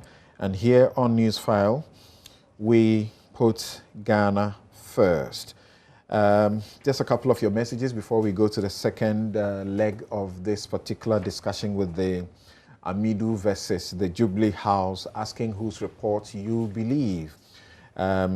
So I'm told that recruitment into the public services involves a number of steps. And these are the steps. 1, creating the establishment. So the establishment has been created. 2, developing and securing Public Services Commission approval for the scheme of service. The question we should be asking is, has that been done? And that is the responsibility of the OSP. 3, approved conditions of service. Do we know if this has also been done? Budgetary allocation and approval. Of course, we know that there has been budgetary allocation and approval for same for 249, is it? Then vacancy announcement and advertisements. Of course, we are not aware of this. We are told that there was blind recruitment processes ongoing. And shortlisting, interviewing, and the appointment. It does appear that these should be done by the recruiting institution or the officer, and that will be the OSP. So how many of that have been done? A number of your messages here, let me read them. So Sampene says, he tweets at Kenny GH Official, says the disrespectful tone of Martin Amidou letters makes him unfit to hold any public office since he can't even work with people. He writes as if he's angry always and fighting with people. A man with such temperament is not fit to hold an office such as the OSP. Hashtag Newsfile. Then you have Kofi Amwa tweeting at G Kofi Amwa. The government wanted to please and pamper Amidou, so he hatches the laid eggs, but the man's last protection was removed. That was something both parties didn't expect. Hence, their actions will surprise each other. Corruption, dear, you have to flee. Oh, it's real. Oh, new hashtag news file. Afenyi Dazi, tweeting at Afenyi Dazi, says that I will believe Martin Amidou over the presidency. The president and the government. This is a man who works for nothing but Ghana's interest. Who works for nothing but Ghana's interest. And who has a proven and solid track record, both in and out of public office. He has unblemished integrity despite his human flaws. Hashtag news file. Peter Doe Jr. tweets, the sole aim of Martin Amidou is to fight corruption. And until Akufo-Addo became president, corruption is a crime. Now, it's the way people live, especially those in government. Martin Amidou has discovered Akufo-Addo's government is an institution and a true definition of corruption. Hashtag news file. Obi Rush says, news file, once again, always soothing, listening to the brilliant Martin Pebu. Prince Henry in Koforidua, tweeting at Tebi_Henry, says, I don't think if the president and the government is ready to fight corruption and want to make the office of the special prosecutor independent, they would be recruiting staff for Martin Amidou. It's simply corruption was fighting back at Martin Amidou under President Akufo-Addo. Hashtag news file. Ransford B. Akoto says, corruption is not waiting while we discuss what happened to the OSP's office in the past. If all the resources are available as indicated by government, let's appoint a new OSP or make it available to the deputy OSP to resume the fight against corruption. Hashtag news file. Of course, the deputy OSP has been instructed to take over in the meantime. Oh, really? Yes, we are reading around that is what it is, unless there's contrary information. Yes. The president has 6 months within which to appoint a new OSP. The Attorney General will nominate, then he will appoint. That's the process. But he could also allow the Attorney General to do that on his behalf. K. Amwa says that, in my view, Mr. Amidou has given up the job. Can we start finding the next honest Ghanaian to continue the work of the OSP? Hashtag news file. R. Ison says the government graced Martin by giving him the responsibility of setting up his own fiscal office. A blessing in disguise. It was not Martin's job to search for an office, but he could have gladly accepted the offer and delegated that responsibility. Hashtag news file. The question we have to ask ourselves as Ghanaians is why Shraj, Iyoko, and other anti-corruption agencies are still not able to bite. Is the OSP on its way to join the list of institutions? Hashtag news file. Naro Dagati says 10 of events with the Martin Amidou and government is really disappointing, but the office of the special prosecutor should be supported to function beyond this. Hashtag news file. So thanks for those messages. Dr. Charles Rekubrobe says Section 20 of the OSP law puts the onus on the board and the presidency to deal with establishment and staffing. Why isn't anybody dealing with the law in apportioning blame and responsibility? Hashtag news file. Thank you very much for sending in those messages. We will now go into the other ones, but let me read these last two messages from some of the fighters, anti-corruption persons. some of the great fighters, but not so great leaders. Some are great fighters, but not so great leaders. Fighting usually requires outbursts of energy over a relatively short period to achieve a particular, usually specific end. Leadership, on the other hand, requires a cool and stable demeanor, capable of creating stability, plus the capability to build systems and processes, and working with and through people above and below to achieve set goals in a durable, efficient, and effective way. Sometimes we must not make fighters leaders. We promote them to a place they cannot manage. And that is from Kofi Bentil of Imani, Africa.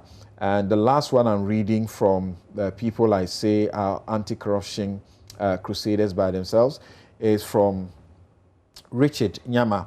He says, I'm very disappointed with the resignation of Martin Amidou as special prosecutor. I was one of the few in the NPP who backed his appointment based on his credentials and record in fighting corruption.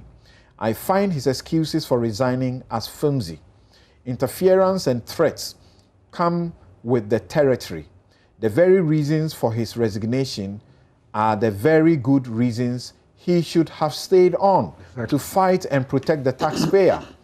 He has so personalized his office that he fails to see the national interest for which he was appointed in the first place.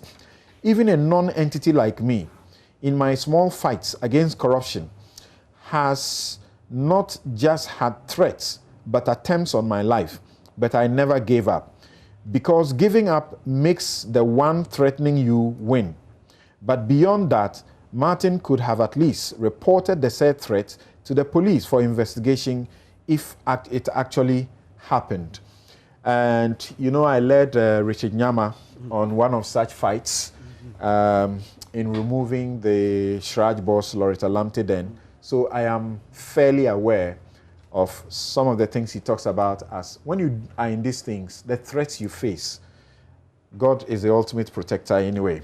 Anyway, so let me get back to Professor H.K.C. Prempeh, and let's look at the reasons of interference that he gives as the basis for resigning. What do you make of those ones too? The president asking him to hold on and later handing him a response from the finance ministry, and his claim also that the president was seeking to be a judge in his own cause.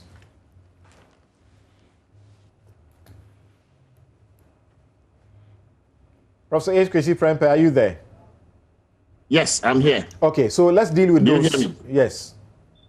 Right. So I think, you know, this part of the story is also perplexing, but I think the answer probably might lie in the nature of the reports that he generated and gave to the president. Mm-hmm. What was this?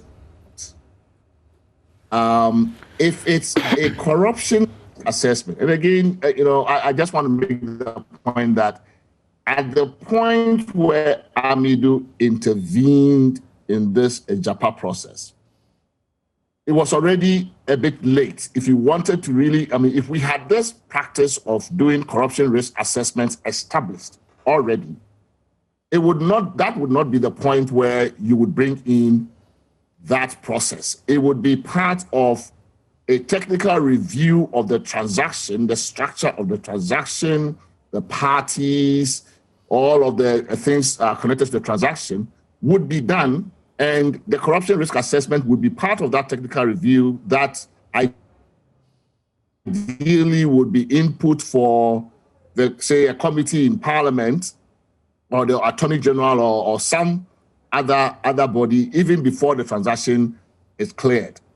At the point when Amidou intervened, the transaction had assumed a very political nature. You know, so I think that itself made it somewhat difficult to pull this off, right? Either way, he would have faced some political backlash. If he came back and said it was okay, he would have been, called a clearinghouse. And if he came back and said it's not okay, then it would generate a number of things. What I think makes it even more complicated is how this was done. So if it's a corruption risk assessment, then it is not really a prosecutorial investigation, right? Of course, nothing stops Amidou from doing both. He could read his eye within that, he could construe the statute, right? That section of the statute saying he has a preventive mandate can be construed reasonably to include doing a corruption risk assessment. Fine. But he could actually also, at the same time, go on the prosecutorial track and begin to do investigations where he believes that there may be alleged violations of the criminal law. But he lumped the two together, right? And in lumping the two together, I think that created a problem. Because ideally, a corruption risk assessment report should go to the person who owns the transaction, advising them that, look, these are red flags I have seen. I'm raising these red flags about this particular transaction or project. And it is for you then to look at the project or the transaction, cure, just implement certain correctives to cure the problems I have outlined. Now, therefore, that document going to the president is in order. It's in order actually for that document to go to the president because it's a government transaction. And so it goes as an advice saying that these are the red flags, these are the recommendations, this is, I think, how you cure it. Now, then the prosecutorial stuff is separate. That doesn't go to the president. If you're an independent prosecutor, you don't send your prosecutorial docket to the president for his say-so or his comment, whether out of courtesy or not. You don't do it that way. But I think the problem is that this document that was sent apparently is a mixed document. It's a mixed review. Part of it says it's doing corruption risk assessment. Another part, it is investigating stuff. And this has created a huge amount of confusion, right? But otherwise, the president taking the report as a corruption risk assessment and saying, okay, well, if this is what you're saying, then the finance minister whose ministry owns this transaction, I would have him take a look at it and advise us or advise himself or respond. Maybe if he can clarify the conclusions you reached about the risk or the red flags that you raised, then that's fine. But if it was leading to prosecution, then that process itself, then that is not proper for Amidou to have given it to the president, even as a matter of courtesy. Then you begin investigations, you invite the persons that you think might be culpable, you invite them privately, you have conversations with them to begin to clarify what's happening. And if you think you have found, probable cause or anything to proceed with prosecution, the court is where you go. It's not for public consumption. You don't put it out there as a public document. You take it to court.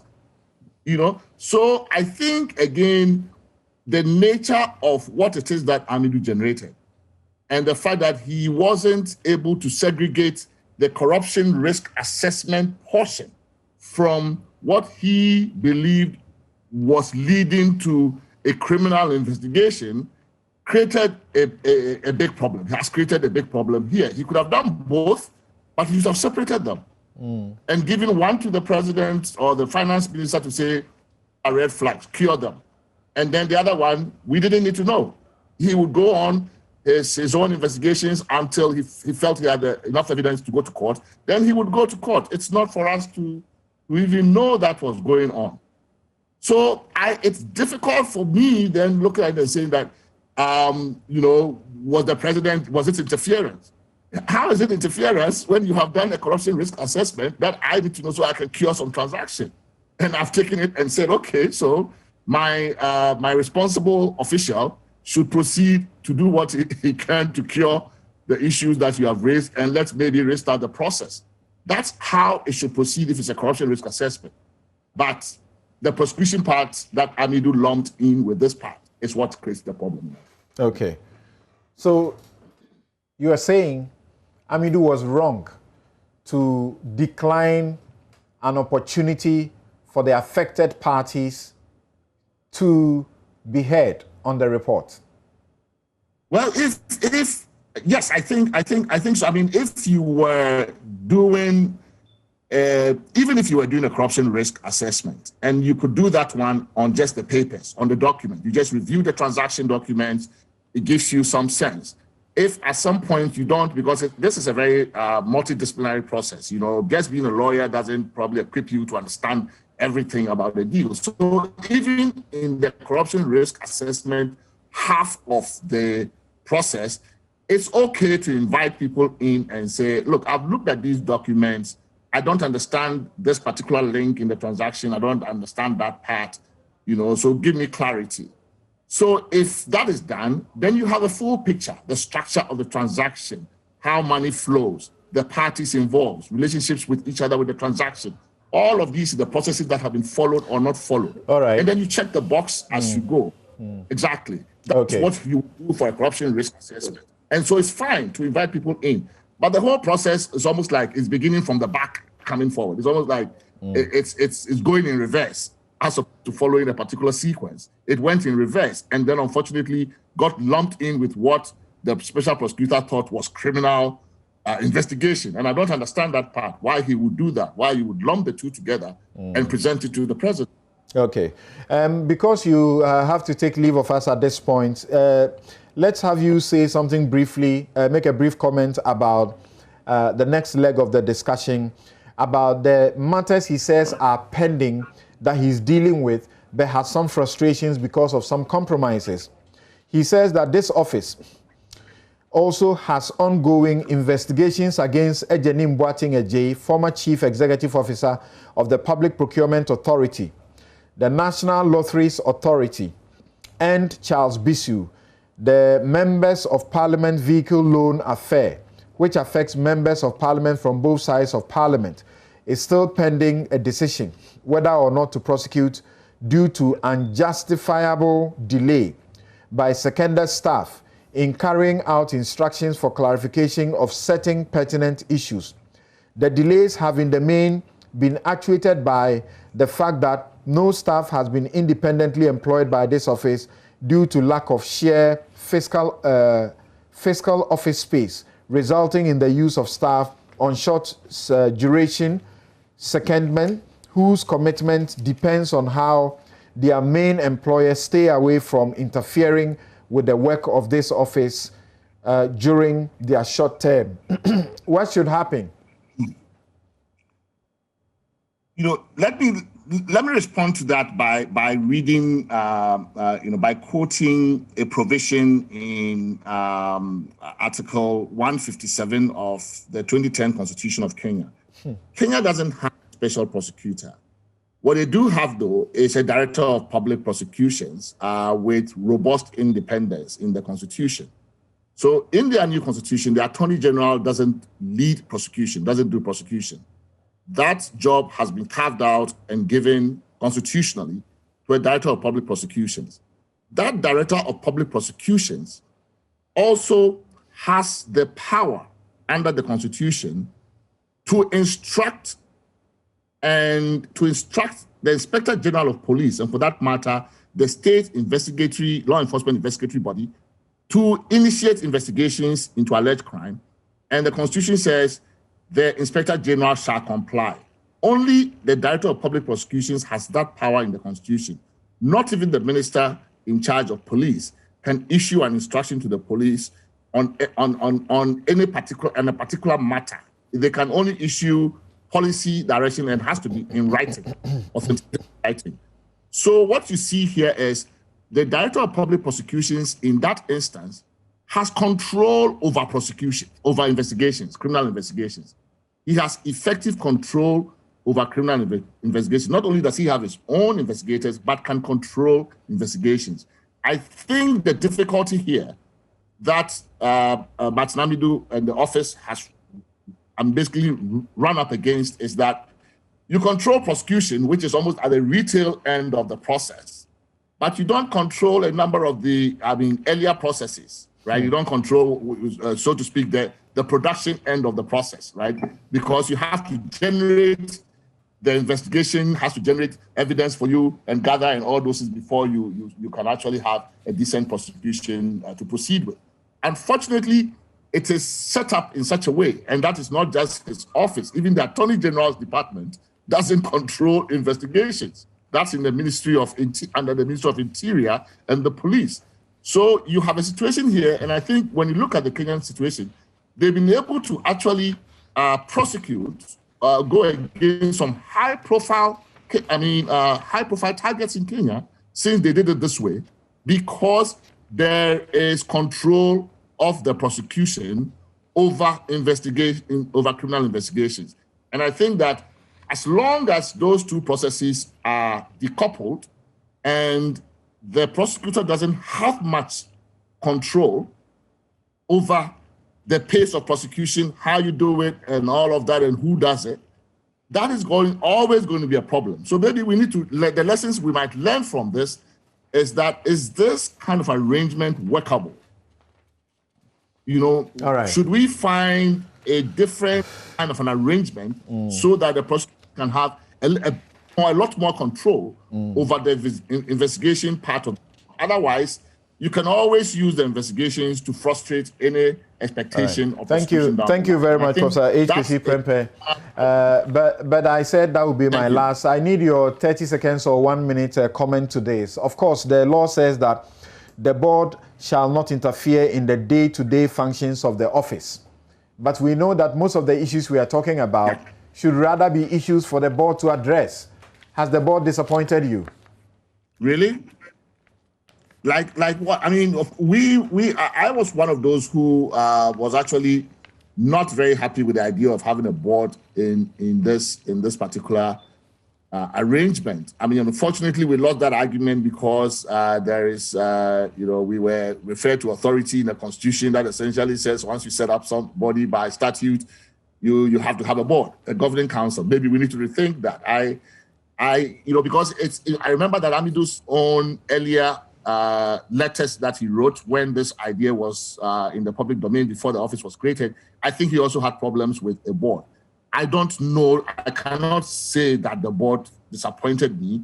I don't know what the board's what it could have really done here. Maybe with respect to the establishment part, right? The office, the board should probably in collaboration with the administrator of the office, not the special prosecutor, could have actually done the legwork bit, some part of the legwork around the establishment, the fiscal establishment of the office, and freed Amidou, or had Amidou free himself of that burden. I think that maybe, of course, they couldn't get Amidou to stop it because he had an administrator who could have also done that work. Why was he doing it?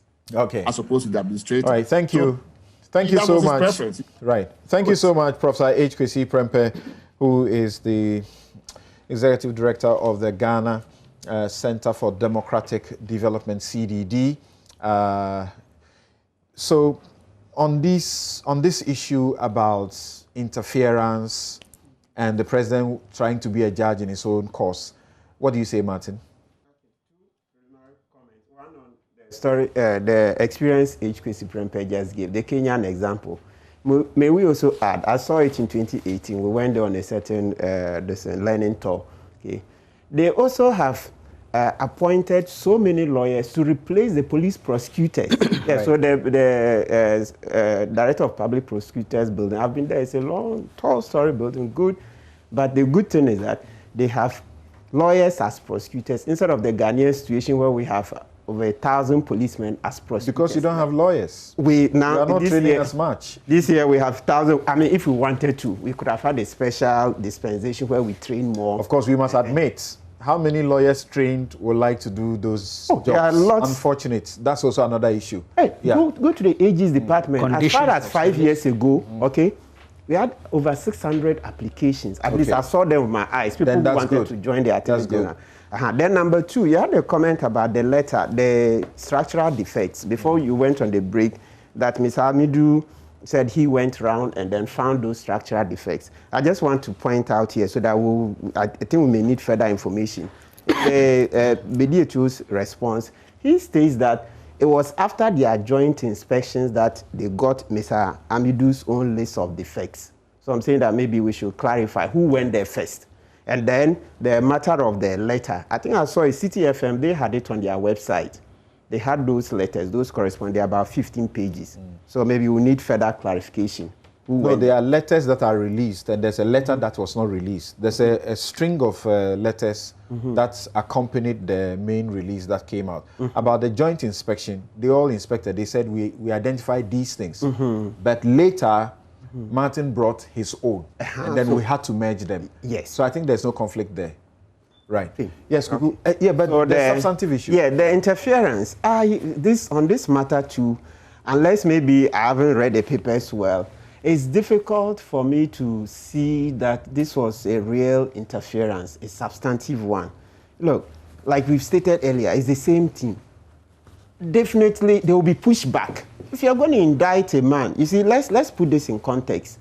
We are a few months away from the election. I mean, as at that time, so let's say less than 2 months. It's even, I'm saying now. So let's say at the time he was released, about a month to the elections.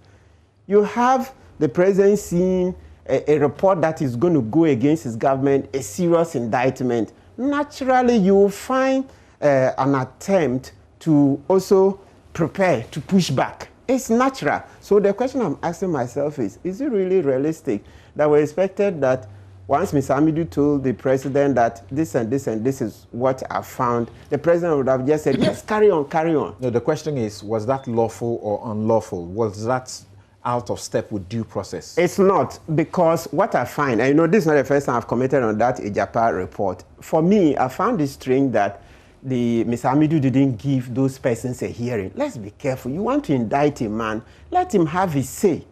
Let him have his say first. And a lot of the time, it helps. Look, when you read cold print, a lot of the time, you don't get as much insight as when the person you are indicting also gives some answers. For all you know, he may even come and dig himself in further. He may just end up getting into the rabbit hole. Not intended to indict. Is that not the case? No, it has. When we are using indict here, not the technical lawyer's indictment, the English standard are viewers and that. So meaning you've said bad things about him, you've had cast aspersions, insinuation, all those things. So once it's going to be negative, let them help the process. It doesn't hurt. Okay. Some may even end up, as I say, getting deeper into a rabbit hole themselves, and then, well, they'll hang themselves. You see it. All right. So let's look at it in context. Listen, so I'm looking at this example. You know, when Trump was, the Mueller was doing the Russian collusion investigations, Trump asked for a meeting. They met.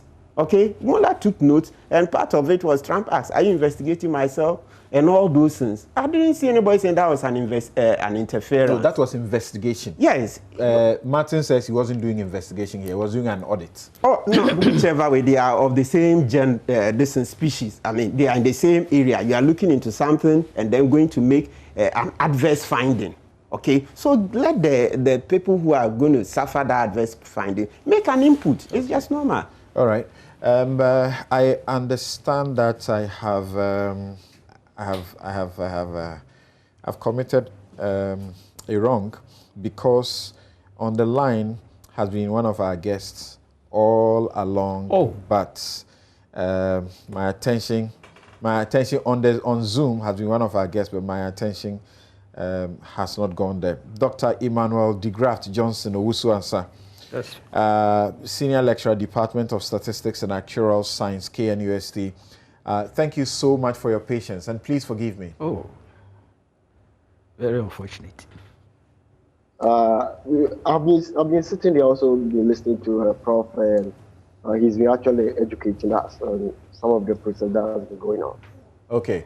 So before we take our break in the next 6 minutes or so, what's your view overall of the matters that we are looking at regarding the OSP, the banter between the OSP and the Jubilee House? First of all, Samson, it is quite unnecessary. It is very unnecessary that the banter is supposed to be in and out and so on and so forth. I have listened to some ideas that have been shared since this particular OSP issue came out. I understood it from the part of the presidency that maybe because it is also one of the campaign promises, that is why the presidency got involved in some of these, making sure that the OSP get accommodation and for them to exercise all the powers that they have to make sure this OSP is set up for them to do their work. I was also curious about why PWD was not called into this for them to take hold of all these issues and work it out. So for me, it is quite unfortunate that thing has happened. First of all, I was not expecting the letter to be in the public domain. And I'm not also expecting that the banter or the response from the presidency also will be in public domain.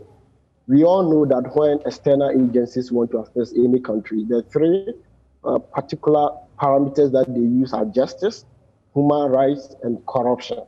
So for corruption cases, whatever area that it goes, is going to increase perception about corruption in the country. Whether that is the reality or that is not, it's still going to have an impact, especially at a point in time where election is so close. And as Prof pointed out, the timing was also very important because before the OSP came into action, it has already taken the political side. As my colleague here actually said that, who do we believe? Those in power knows who to believe. Those seeking power also knows who to believe. But those of us in the middle, we are confused as to what led to what and what actually led to the other one. When it comes to the corruption risk assessment, actually, this is risk assessment. When you tell anybody to do risk assessment, I'm not expecting the person to come out with positive results. Because the first stage of all risk assessment, it is identification of a hazard or a threat. Then the main job is for you to look at the ways for you to mitigate or, if possible, eliminate it completely. So I was also not expecting corruption risk assessment report to be out in the first place. This should be shared as a memo across board for those who are stakeholders in what is going on, for them to meet and find ways of mitigating this. For it to be shared on social media to the public, for it to become a big topic at this time is quite unfortunate. Now, no matter how you look at it, risk assessment will always be bad because it will identify threats, it will identify hazards, and if it is corruption, that's going to identify a hazard in relation to corruption, which is a big issue in a political year. So for me, presidential response was not something I was looking forward to. I thought after the first letter of the president, they would just say they'll have a look at it and then move on and then continue to do what they think you can do to mitigate the whole process. Now, in terms of giving the finance minister a space to report to it, we understand that Amidou's letter was on 16th October and it was delivered on the 19th. And the chief of staff wrote to the OSP on 20th. And then the OSP also received the letter on the 21st and met the chief of staff. And he understood from the point of the chief of staff that he is not supposed to do anything to whatever report he has sent until he meets the president on 23rd. Subsequent audio has also made us aware that the finance minister was in the house of the former special prosecutor on 21st. So what transpired over there? Was he able to give his input over there to the special prosecutor for him to incorporate? Now, a risk assessment report is not an indictment. It does not indict anybody. It is not a prosecutorial track for the OSP to use and then for people to use it against the finance minister or something of that nature. Because in that case, then there should be the natural justice that the finance minister and all those involved should be given the hearing for them to react to some of these things. Even when Parliament does most of its work, people are allowed to respond to some of these issues.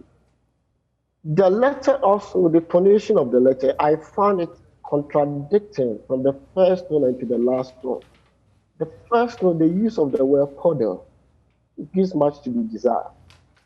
And then the last one, giving the idea that he doesn't want to actually to be, Your Excellency, Mr. President, in a non-partisan professional way to prevent corruption and to fight, and should not hurt Your Excellency by continuing to occupy the position of the special prosecutor. If that is the case, then there is no need for the use of the word corridor at the first point. Now, if we use it, it gives the impression of a severe interference on the part of the presidency on the work of the Office of the Special Prosecutor. But the Office of the Special Prosecutor, which is mandated to do corruption issues with respect to investigation, the report does not mention so. So let's say the Office of the Special Prosecutor letter was not necessary for it to be in the public domain. It was also not necessary for the Office of the President to respond. They should have done it in the level to make sure that these issues should not come out. All right. Again. Okay, so we have to take a break here. When we return, we will also hear Dr. John Osai-Kwapong joining Dr. Emmanuel de Graaf Johnson also as well to look at the issues on this second leg of the discussion. We'll be right back.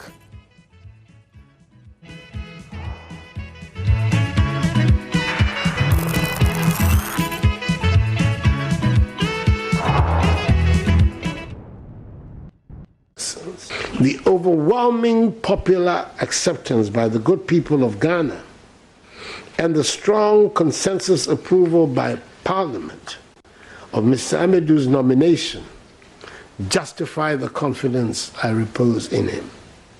Indeed, his eloquence and grasp of issues displayed to the public during his recent vetting is further testimony of the soundness of his appointment.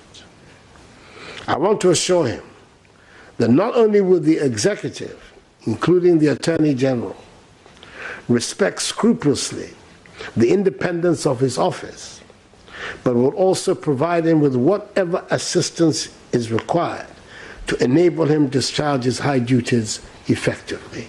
It is a conflict situation. The board is going to insist on its authority, and the special prosecutor is going to insist on his independence. And knowing the person who has been nominated, the first few cases will have problems, I can predict. And then Martin will simply walk out, and then we will go back to square one. That is the danger. You even look through the act. There are so many. And that's Prophet John in the Bugre. Right after Martin Amidou's appointment, I called him on this show, and that was his prediction that he will check out of the office. This is an office that he has to occupy for 7 years, secure tenure, but he has decided to quit. He's gone. And you heard the president also reposing so much sufficient confidence in him. And then in Parliament, during his approval, he declaring that he cannot live with criminals. Okay, let me bring in Dr. John Osai-Kwapong, who is political scientist and member ARIS Research Consortium. Thank you very much for joining us, and also forgive me for holding you on the line for so long. What would be your comments? Are you as disappointed as those we have heard, Emil Short, the anti-corruption, crusaders? Just almost everybody is saying they are disappointed that he should have hung in there to resolve the issues. I don't think my issue is one of necessarily disappointment in Mr. Martin Amidou. He's a public administrator. Public administrators always feel different kinds of challenges, frustrations on the job. And when it happens, they have a number of options. They can voice out those frustrations. They can stick with it, hang in there, try as much as possible to see if things will turn around. And if they've hung in there long enough and realize perhaps they don't see a light at the end of the tunnel, it is up to them to make that choice whether they want to remain under the circumstances or they want to leave. For me, the thing that I found quite troubling was the assertion that some way, somehow, the presidency was trying to interfere with his job and the independence of the office with regards to the corruption risk assessment that he conducted.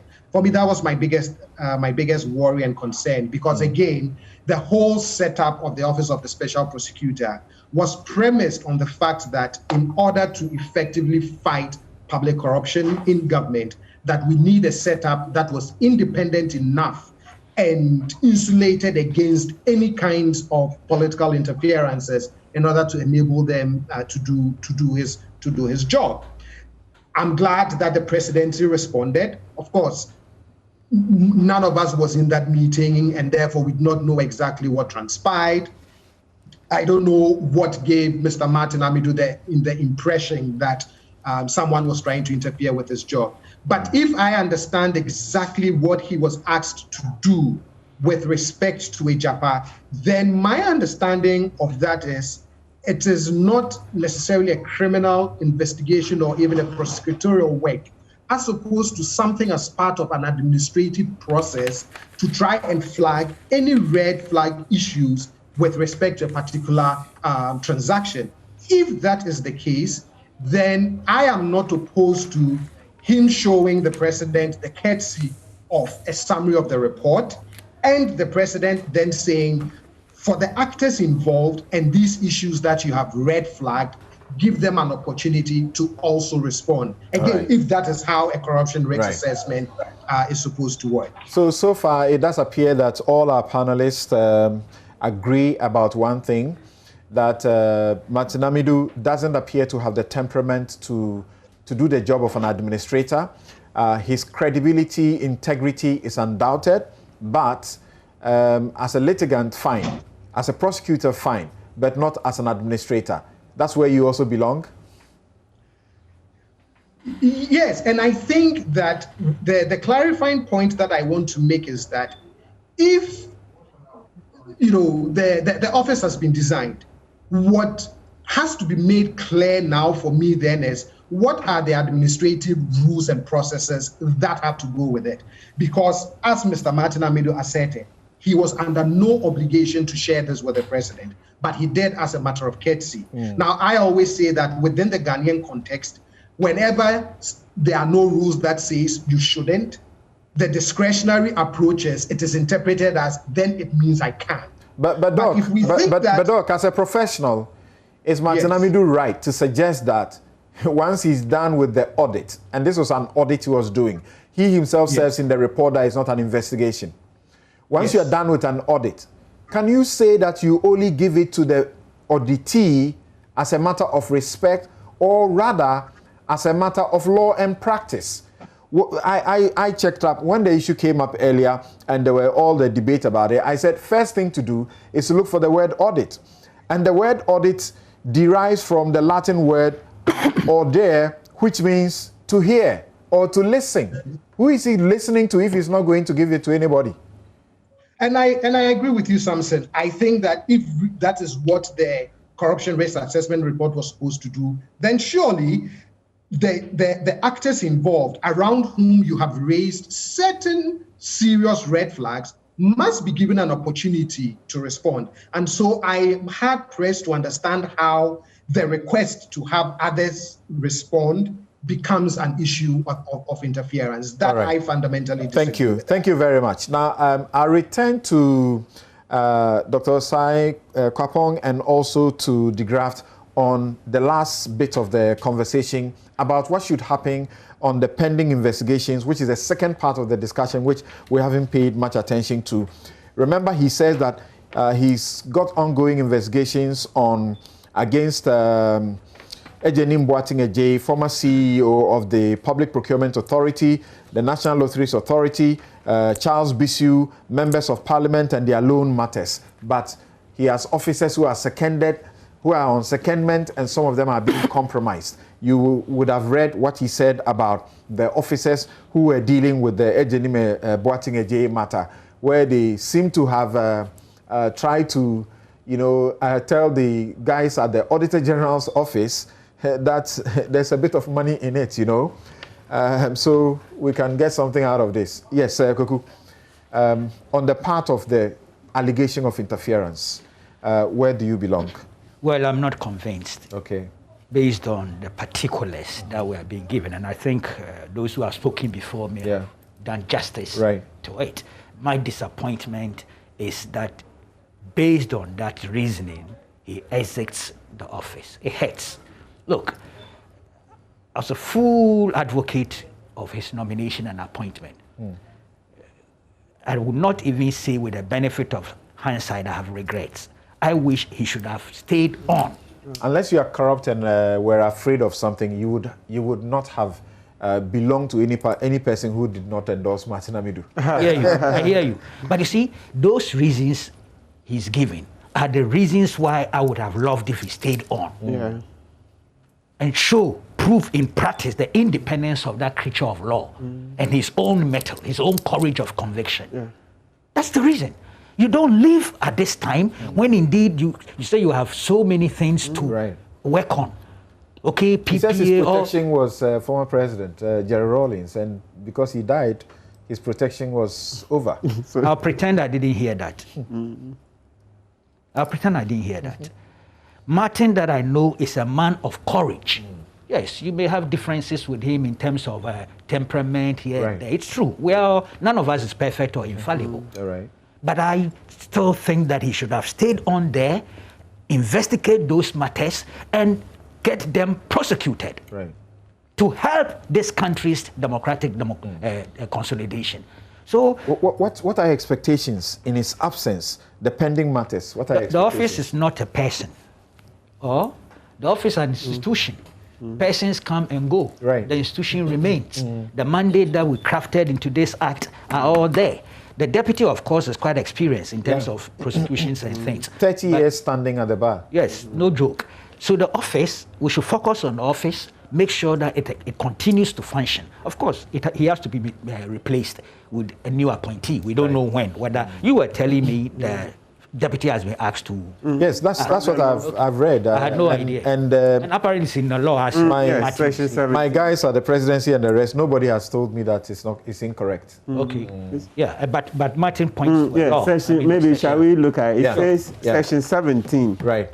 It says 17.3. Says the deputy special prosecutor shall act in the absence of the special prosecutor or in the event of a vacancy in the position of the special prosecutor. That's right. Yes, I'm so disappointed. You know, look, the document from Parliament, there was this aspect, criminalization of unexplained wealth. The special prosecutor revealed that as part of his corruption prevention program in 2020, it plans to push the agenda for the criminalization of unexplained wealth. This will place the burden of proof on public servants and private citizens to explain their excess earnings. In the same pursuit, the possibility will be explored to empower the Office of Special Prosecutor to investigate bank accounts of persons suspected to have committed infringements against Act 959. This stick there help us develop this culture. This is what is known as a non-conviction based, non-conviction based forfeiture and confiscation. And Shraj is also looking forward to, receive some guidance to be able to continue with this. Sam, and you have been excited about this particular aspect of the Constitution. Yes, the Constitution, we've always had a look. We had a rich culture in this area. And then we stopped. Uncle Kweku, you are here, the GIAGI Commission. That's what they did. So, look, let's be candid. This federal laws, we are going to obfuscate things. We are going to make it more complex. The Constitution already provides that if you have assets that you cannot explain the source of, your income, it's deemed to be criminal. So the Article 286, Clause 4. So the question is that this law that we've had, why have we stopped using it? And yet we are clamoring for new laws. Because if you go back, GIAGI Commission, that's what they did. When Kwame Nkrumah's appointees were all hauled there. So I'm expecting, for starters, an executive order. The president should say that, look, at the end of my tenure, all my this appointees should appear before Shraj. Okay? Yes, based on 286. That's the declaration of assets. Yes. Yeah. No, the 4. 286 clause 4 for your benefit is that any property or assets acquired by a public officer after the initial declaration required by clause 1 of this article and which is not reasonably attributable to income. So if you have earnings that we know that's not how much you earn as a public officer, and if it's not attributable to gifts, loan, inheritance, and any other reasonable source, shall be deemed to have been acquired in contravention of this constitution. Good. Yes. So the question is that why? Let's apply what we have now. Sometimes we haven't even applied what we have, and then we go looking for more laws. You see this criminalization that is talking. Currently we have it. You know, the freezing of bank accounts and the rest. FIC does that. Yoko does that. So let's begin to extend. They ceded some powers of Yoko and things to the special. Yes, and OSP has the power. They did that. Yes, the freezing. So what I'm saying is as for freezing, all of them have powers to freeze. So you freeze. And you know, when you look at the this Anti-Money Laundering Act, the burden rather comes on you, the owner of the accounts, to prove. So what I'm saying is that why are we not using what we already have? Then we are clamoring for new laws, laws. What should happen? What should happen to the pending investigations that he's worried about? Yeah, we expect complicity of the officials.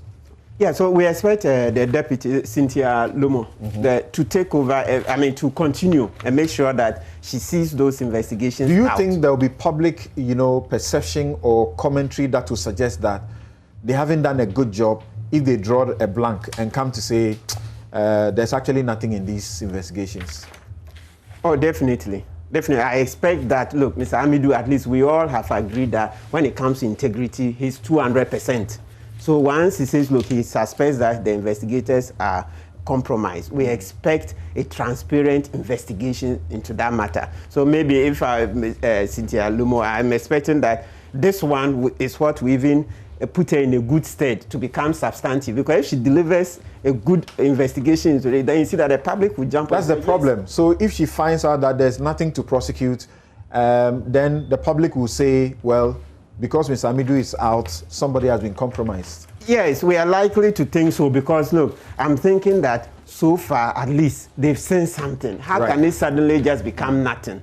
No, we shouldn't do that. Okay. And especially this one to the moving penal matter. Okay. Look, as an institution, I think that the office of the OSP should do everything that they can about Alfred Obin's case. The first case that was reported to the institution, the moving penal, this Boss Oil, this saga. Okay. I think they should get into it because you set up an institution, the first case to get in there, till date, nothing about it. It doesn't give a good account. All right.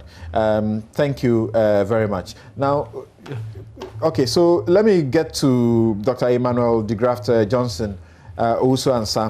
What would be your final words? In some 2 minutes, what would you say about the pending investigations and what the outlook or the posture of the Deputy Special Prosecutor, who is now acting Special Prosecutor, should be?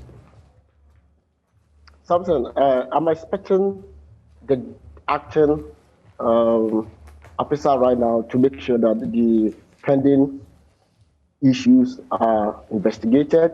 We should continue the process, and then some of the problems that exist right now, I'm expecting her to fix it and make sure that she continues the entire process to its logical conclusion. All right. And we should bear in mind that most of the things that she'll be putting outside will be following with keen eye, just like the case of the Auditor General. So certain outcomes that might generate some form of perception which are negative in nature, I'll plead that she should look at the way to deal with those issues. Okay. And then to make sure that we do not in any way bring the office into disrepute. Because right now, the kind of confidence that we have in that office, any results that is contrary to the... Thank you very much. The last word to Dr. John Osai Kwapong. What are your expectations of the pending matters? Institutions must live on. They must outlive individuals, no matter how much we love those individuals. And therefore, I expect that the work will continue. The key thing for me is, given the cloud that is now hanging over the office of the special prosecutor, that the new person in the role would do the very best to, deal with some of the fallouts from Mr. Amidou's resignation and ensure that some semblance of public trust will be reposed again in the office for the work. Thank you all so very much. This has been Newsfile. I'm Samson Ladia Yanini. And as you know, in 2016, this platform, as in multimedia, was tagged the regime changes. In 2020, it's tagged regime changes again, and I'm so excited about it. If the president is fighting corruption and the journalists will help him to fight it, I think that is good. We should all help in that direction. Dr. John Osai Kwapong is political scientist and member, IRIS Research Consortium. Abdul Malik Kubako is editor-in-chief of the New Crusading Guide newspaper. He's our regular panelist. Did you hear it being said that today the panelist is skewed and some of the NDC people have problems with it? Incomprehensible. Politicians. Martin Pebu is private legal practitioner. He's also a rights activist. And when I come trouble, I don't come trouble. Okay. Dr. Emmanuel de Graaf Johnson Owusu and Sam. Of course, they haven't said they are boycotting because it's not balanced. Dr. Emmanuel de Graaf Johnson Owusu and Sam, senior lecturer, Department of Statistics and Actuarial Science, KNUST. Professor H. Kwesi Prempeh is Executive Director, CDD, Ghana. Have a good afternoon.